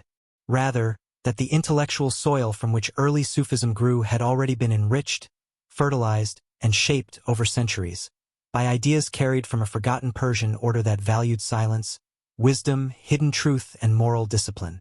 What began as a political philosophical code in the time of Cyrus and Darius evolved, centuries later, into spiritual metaphysics. What once guided kings now guided seekers. What once shaped empire now shaped the inner life of mystics. Ideas survive not through monuments, but through minds. And the Brotherhood's ideas, though diluted, diffused, and transformed, continued to flicker within the hearts of those who sought meaning beyond the visible world. The empire that birthed them was gone, but their influence moved quietly through poetry, ritual, and philosophy, waiting for the next age to notice its presence. By the time the medieval Islamic Golden Age reached its height, the intellectual fabric of the Middle East had become a patchwork of civilizations: Greek, Persian, Mesopotamian, Indian, Arabian. Knowledge traveled through scholars like caravans through desert passes, and libraries swelled with manuscripts from every culture that had left its mark on the region. In this vibrant intellectual world, certain patterns began to emerge, patterns so subtle that only the most attentive historians notice them today. Quiet references to ancient watchers, hidden orders, and the inner law slip into the writings of philosophers, astronomers, and scholars of metaphysics. To most, these were poetic flourishes. To others, metaphors. But to a few modern researchers, they resemble faint fingerprints, ghostly impressions left by a tradition far older than the scholars themselves understood. The most unexpected of these traces appear in the work of medieval Islamic philosophers grappling with questions of governance, ethics, and the nature of leadership. They speak of rulers guided by unseen moral codes, of elites responsible not only to their people but to higher principles beyond worldly law. These descriptions echo the Brotherhood's unwritten doctrine, the law above the king. One particularly puzzling manuscript, attributed to a 12th century Persian scholar, contains the line, "A ruler must hold counsel not only with those he sees, but with those who see him." The phrase is enigmatic, but its structure and imagery resemble teachings preserved in the Brotherhood's surviving fragments. It suggests a view of leadership that assumes the presence of invisible advisors, not as literal individuals, but as a philosophical necessity. Yet the origin of such ideas is unclear. The scholar offers no explanation, no source, only the cryptic statement. In the secretive world of medieval political philosophy, such metaphors were sometimes coded references shared among a small circle of intellectuals. Perhaps these scholars had absorbed inherited fragments of a much older tradition, fragments passed down through temple lore, Sasanian court rituals, or the teaching lineages of wandering ascetics who carried pieces of forgotten wisdom without recognizing its origin. The Brotherhood's influence also appears in the era's fascination with geometry and sacred architecture. Medieval scholars studied the symbolic meaning of shapes, particularly the importance of circles, symmetry, and the number 7. Some of the most prominent mystical architects argued that certain buildings, mosques, mausoleums, madrasas, should be constructed according to ancient cosmic principles to reflect balance in the world. In manuscripts describing these principles, one finds references to the watchers who preserved the measure in ages past. Again, most historians treat this as metaphorical language inspired by Sufi mysticism.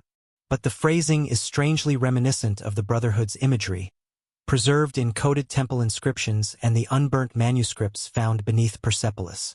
The medieval scholars who wrote these lines likely did not know of the Brotherhood.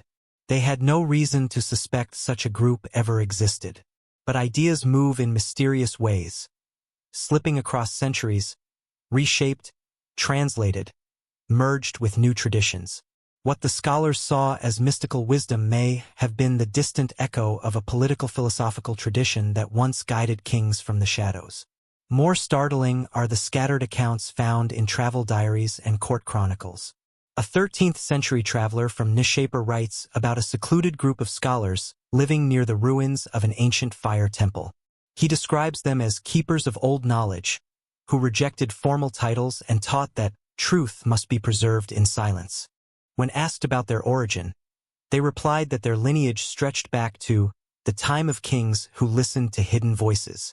The traveler assumed they were eccentrics, but their teachings, preserved only in passing remarks, carry hints of Brotherhood philosophy. Secrecy, observation, moral guardianship, hidden truth. In another account, a historian from Isfahan describes a meeting with a mysterious ascetic who claimed that the true wisdom of the empire had never been destroyed, only hidden in wandering minds. Such statements were common among mystics, but this one included references to 7 teachers and the watchers who once walked beside kings.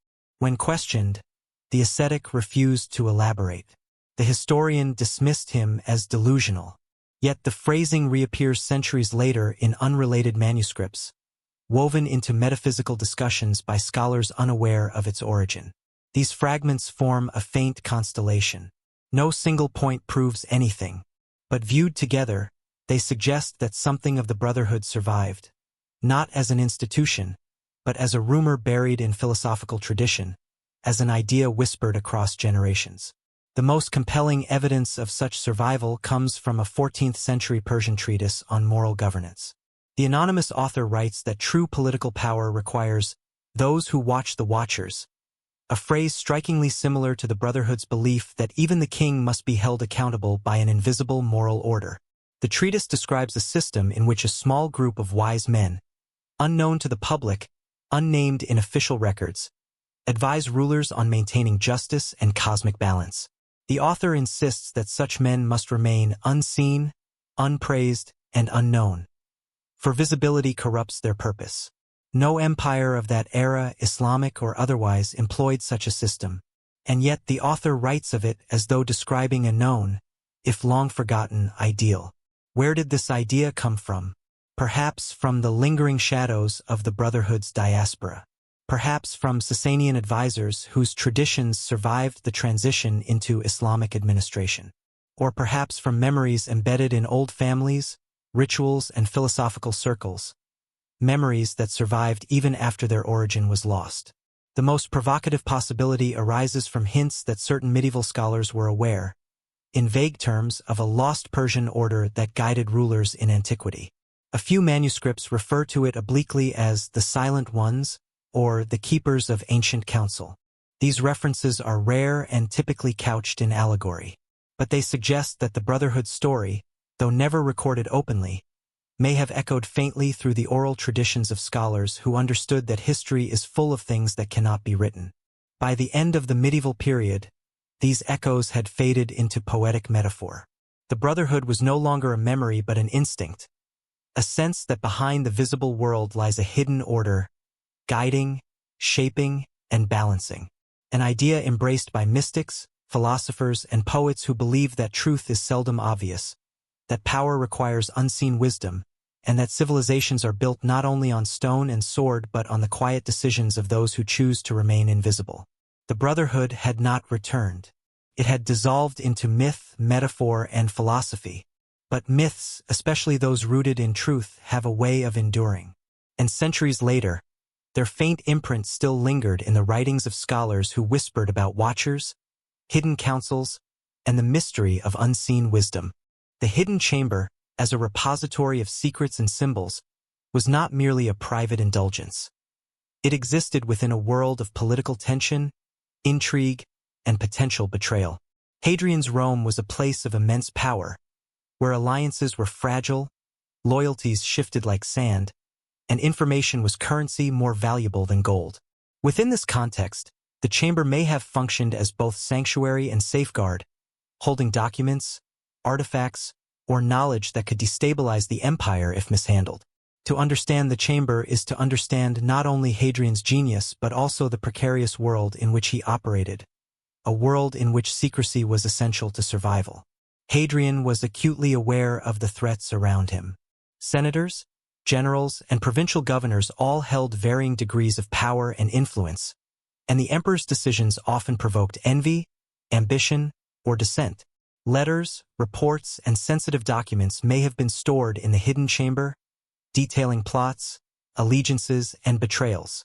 If exposed, such information could have toppled careers, incited rebellion, or even threatened the emperor's life. The chamber, then, is as much a fortress as it is a reflection of Hadrian's intellect, a place where control over knowledge equated to control over destiny. Historical records hint at tensions within Hadrian's inner circle. Trusted advisors sometimes became rivals, confidants occasionally turned traitors, and the emperor had to navigate a delicate web of relationships to maintain authority. It is plausible that the chamber contained not only administrative or strategic materials but also personal correspondences, letters revealing private sentiments, philosophical debates, or candid opinions about the empire and its leaders. Such documents would have been invaluable for understanding the political landscape, and equally dangerous if discovered by the wrong person. Hadrian's foresight in protecting them underscores his understanding of human nature, ambition, and the fragility of trust.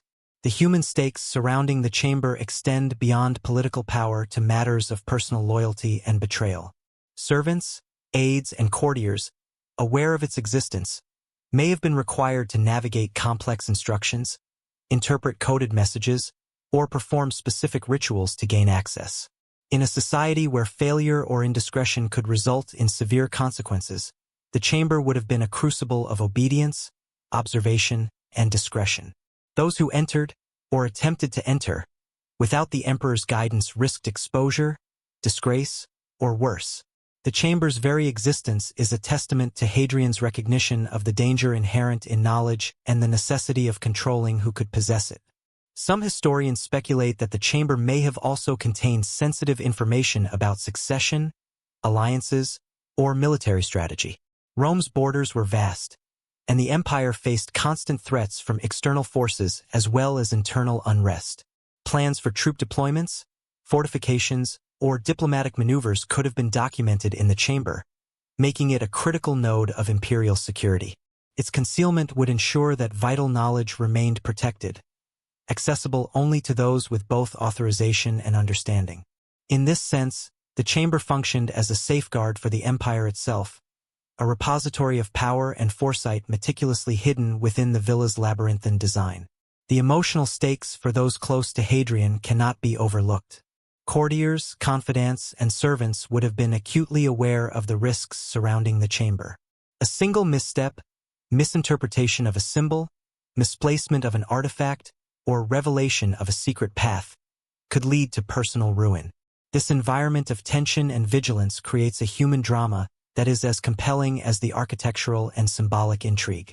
The hidden chamber, therefore, is not only a space of intellectual challenge but a stage for human psychology, where loyalty, ambition, and fear converge.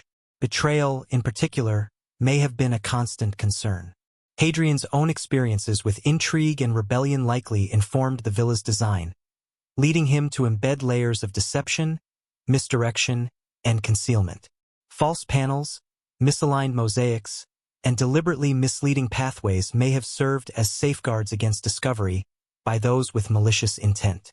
The architecture itself becomes a mechanism of trust and mistrust, a reflection of the emperor's understanding that power is most vulnerable when knowledge is accessible to those who would exploit it. Political intrigue also intersects with philosophy and symbolism within the villa.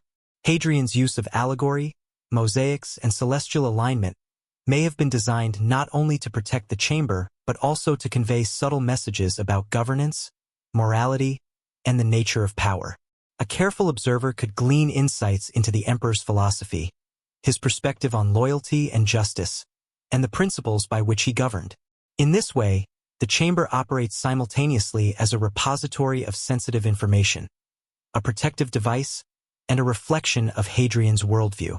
Stories of hidden betrayal circulate in ancient accounts, often veiled in rumor or myth, but they hint at the stakes surrounding the emperor's secrets.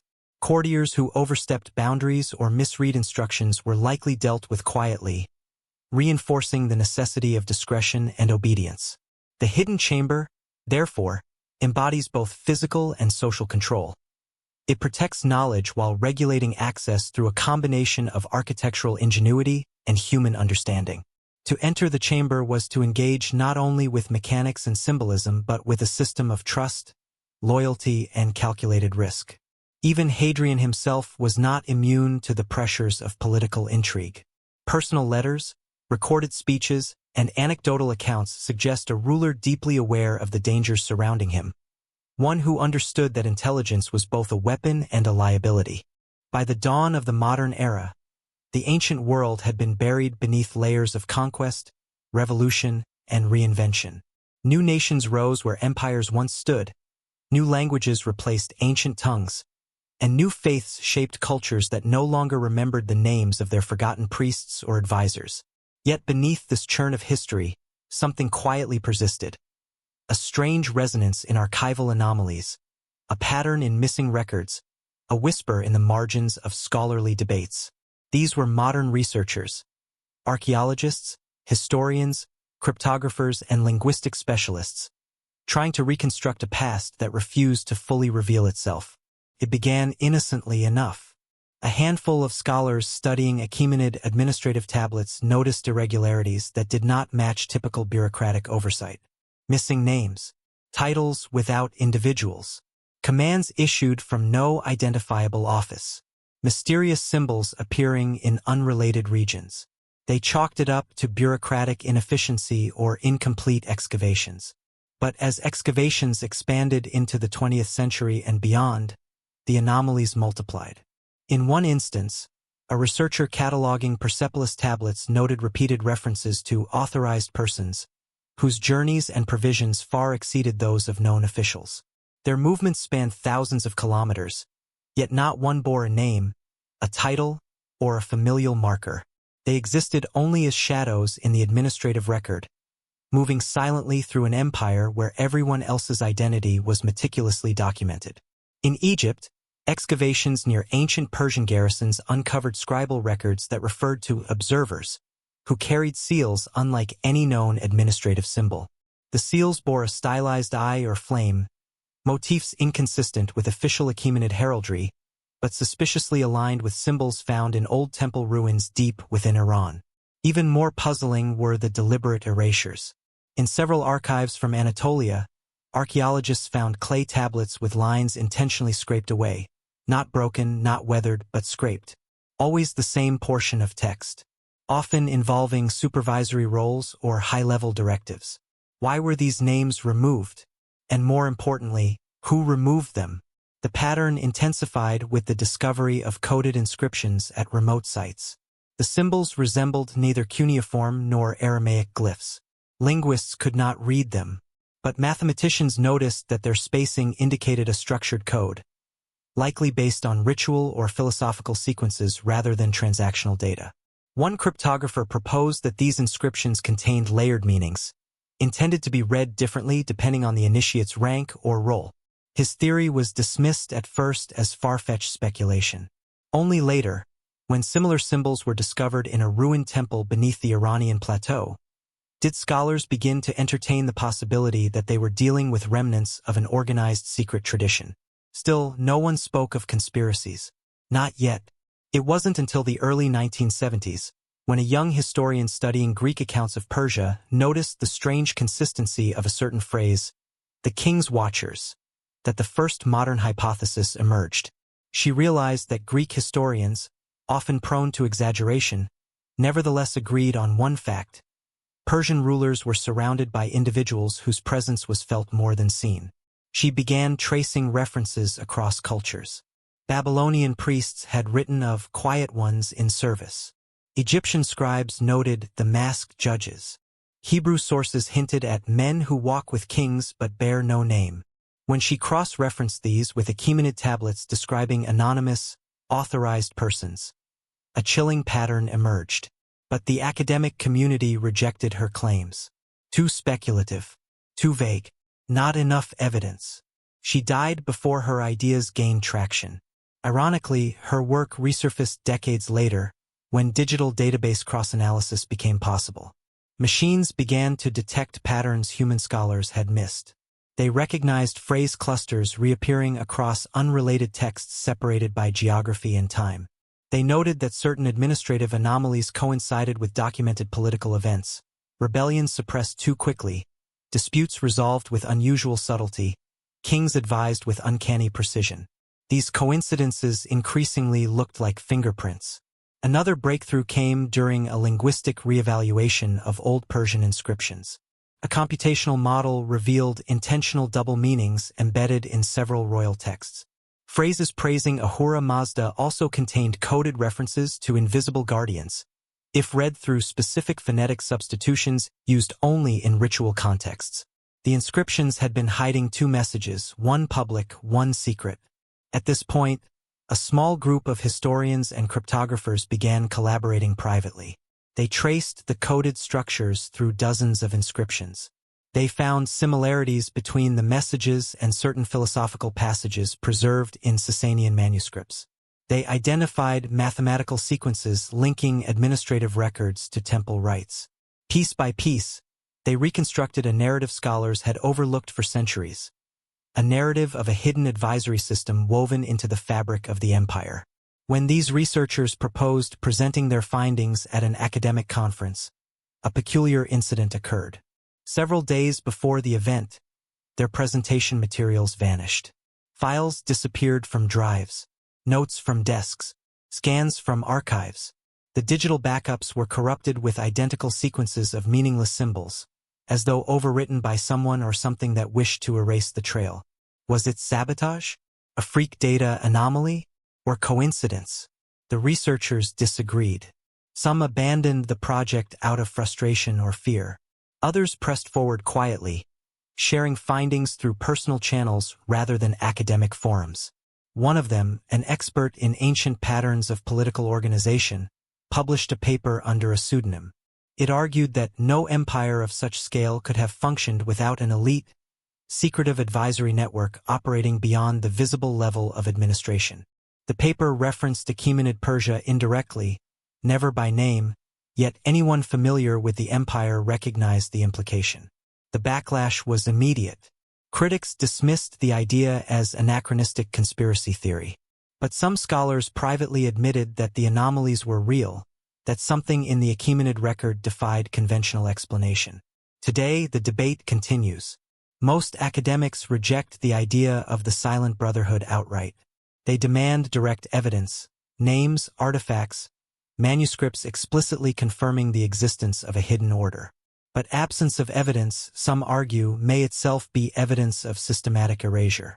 What remains are tantalizing threads.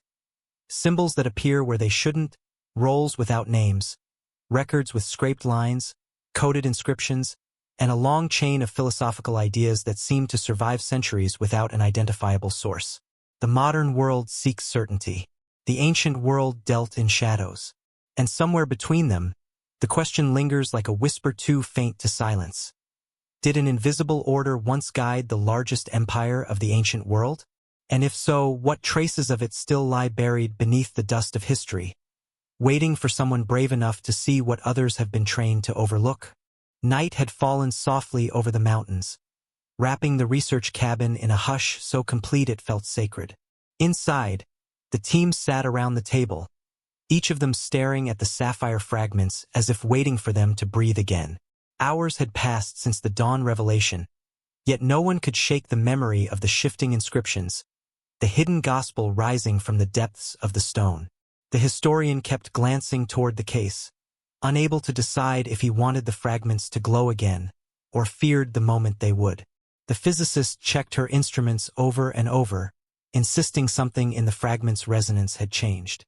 The anthropologist held her notebook like scripture, terrified she might have miscopied the words revealed in sunrise.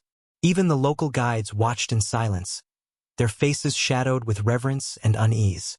Finally, the historian spoke. "We have seen something the world has not witnessed in 1,000 years. What we decide next will shape its future." The physicist nodded. "If this gets out, everything changes. Science, history, religion, everything." "And if we hide it?" the geologist asked. "We become the next link in a chain of secrecy." The anthropologist whispered the line revealed at dawn. "A kingdom of stone falls. A kingdom of light endures." She looked up. "Maybe this isn't about authority. Maybe it's about timing." Silence thickened. The older guide stepped forward. "The monks carried the stone until the world was ready. Now you must carry it until you are ready." It wasn't an instruction. It was a passing of responsibility. The historian opened the case, the fragments pulsing once, soft, approving. Their journey was no longer a discovery. It had become a duty. Before sunrise, they left the cabin behind. The air was sharp, the forest quiet, as if the world sensed what they carried. The historian walked first, the case secured to his pack, while the others followed in single file. No words were spoken. The morning felt too fragile for conversation. The guides led them toward a remote canyon, an ancient place they called the Whispering Passage. As they climbed, the first pale light spread across the mountains, turning the mist into ribbons of silver. When they reached the canyon entrance, the group halted. The stone walls seemed impossibly old, etched with faint marks worn down by centuries of wind. Then the geologist noticed something. A symbol, 3 rays branching from a single point, carved faintly into the stone. The historian's breath caught. The same sigil, the one on the fragments. The canyon narrowed into a deep corridor, its silence eerie and resonant. Every step felt amplified, as though the rock whispered each footfall back to them. At the end of the passage, the path opened into a wide basin surrounded by jagged stone. "This is the place," the elder guide said quietly. The historian removed the fragments from the case and placed them on a flat natural stone. Light fell across their surfaces, and they shimmered, not brightly, but with a soft, familiar hum. "They recognized this place," the physicist murmured. The anthropologist knelt beside the altar-like rock, tracing her fingers across faint ancient carvings on the surrounding walls. More Greek letters, more sigils, and then a line, barely legible. "Not all light is given. Some must be sought." The historian steadied himself. This was no random location. This was part of the Codex's path. The next piece of its journey had begun. They stepped deeper into the alcove, where the canyon narrowed into a shadowed chamber carved by time, or perhaps by human hands long forgotten. The historian's flashlight swept across the stone and caught faint carvings. Greek inscriptions, swirling diagrams, and at the center, the glowing sigil. The sapphire fragments hummed in response. "They're communicating with this place," the physicist whispered. The geologist pressed a hand to the wall. "There's a hollow space behind this cavity." "Another chamber?" the anthropologist asked, breath trembling. "Maybe," he said, "but sealed long ago." The historian set the fragments on a natural altar stone. As they touched the surface, the sigil on the wall brightened, not with sunlight, but with a pulse that felt like memory resurfacing. The hum deepened, resonating through the chamber. The wall symbols shifted in their light. What seemed random now formed a pattern, a map, a constellation of points scattered across Europe and the Middle East. The historian whispered, "These locations, they match documented sightings of the Codex. The Venetian vault, the Sinai monastery, the Cappadocian caves, the lost Thessaloniki chapter house. This is its route," the anthropologist said. "Its pilgrimage." The physicist added, "No, its instructions, path to follow." The historian touched the radiant sigil. "The Codex is guiding us."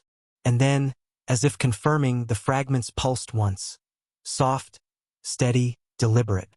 The glow faded from the wall, but the message remained. The journey was not finished. It was only beginning. At this point in the investigation, something becomes unmistakably clear. The silence surrounding the Brotherhood is not accidental. It feels engineered, woven into the historical record with deliberate precision. Missing names, erased lines, anonymous advisors, symbols with no explanation. All of it creates a pattern that whispers louder than evidence. Modern scholars studying these traces often describe the same unsettling sensation, as if they are following the footsteps of someone who wanted to disappear, but not entirely. Someone who erased the path, but left just enough behind for future minds to suspect there was once something more. The echoes of the Brotherhood, whether real or symbolic, appear in places they should not. In Sasanian ideology, in early Islamic mysticism, in medieval manuscripts that speak of silent advisors and hidden councils. The names differ, the cultures shift, but the idea remains strangely consistent.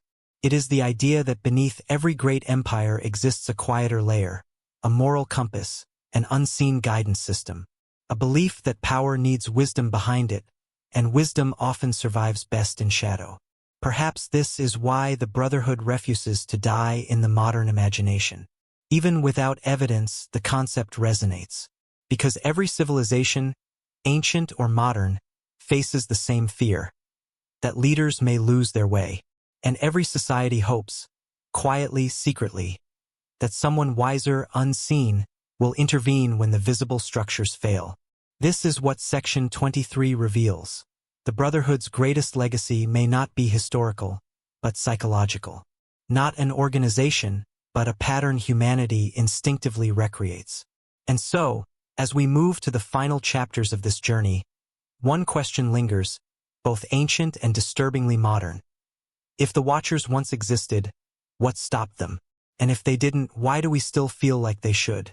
The discovery in the remote Iranian valley seemed, at first, like nothing more than another collapsed ruin, until the archaeologists found the sealed chamber. Buried beneath centuries of dust, with no visible entrance, it felt as though it had been hidden deliberately, waiting for the world to catch up. Inside lay clay tablets arranged in a precise geometric pattern. These were not administrative records, nor prayers, nor lists of tribute. Each tablet held diagrams, circles intersecting lines, star-like nodes, symbols echoing those seen in the unburned manuscripts of Persepolis. And at the center, a smaller tablet with a single line, "Truth hides in the order, and the order hides in silence." Before researchers could study them fully, the tablets disappeared into private custody. No photographs, no public reports, just silence. But the notes from those who briefly examined them hinted at something older than the empire, the signature of a tradition that believed wisdom should be protected through secrecy, not display. A faded mural on the chamber wall deepened the mystery.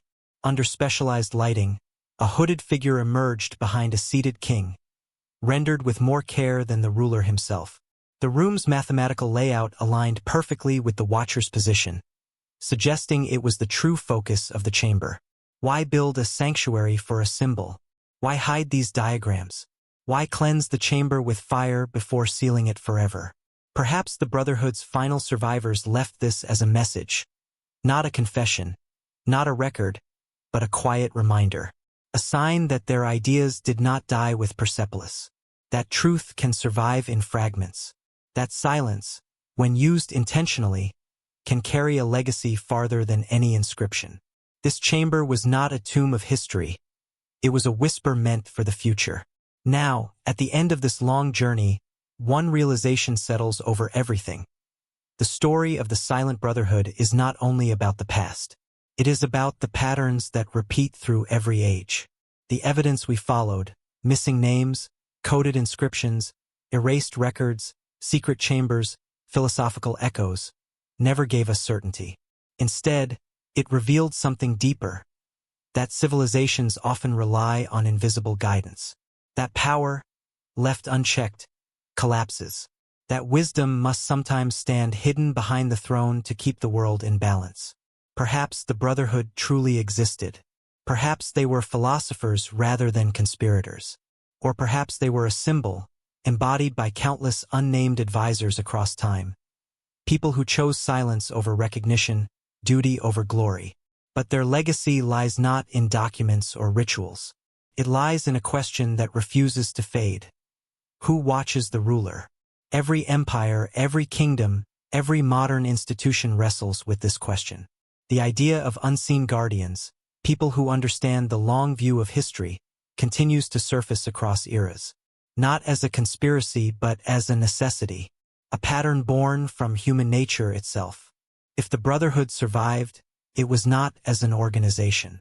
It survived as an instinct, a belief that knowledge must outlast ambition, a reminder that truth is often safest in silence. Their story ends not with certainty, but with possibility. The possibility that the Watchers were real, the possibility that they shaped an empire, and the possibility that their echo lives on not in temples or councils, but in every quiet mind that chooses wisdom over power. In the end, the Brotherhood leaves us with one final whisper. Remember the unseen. Honor the hidden truth. Guard the flame.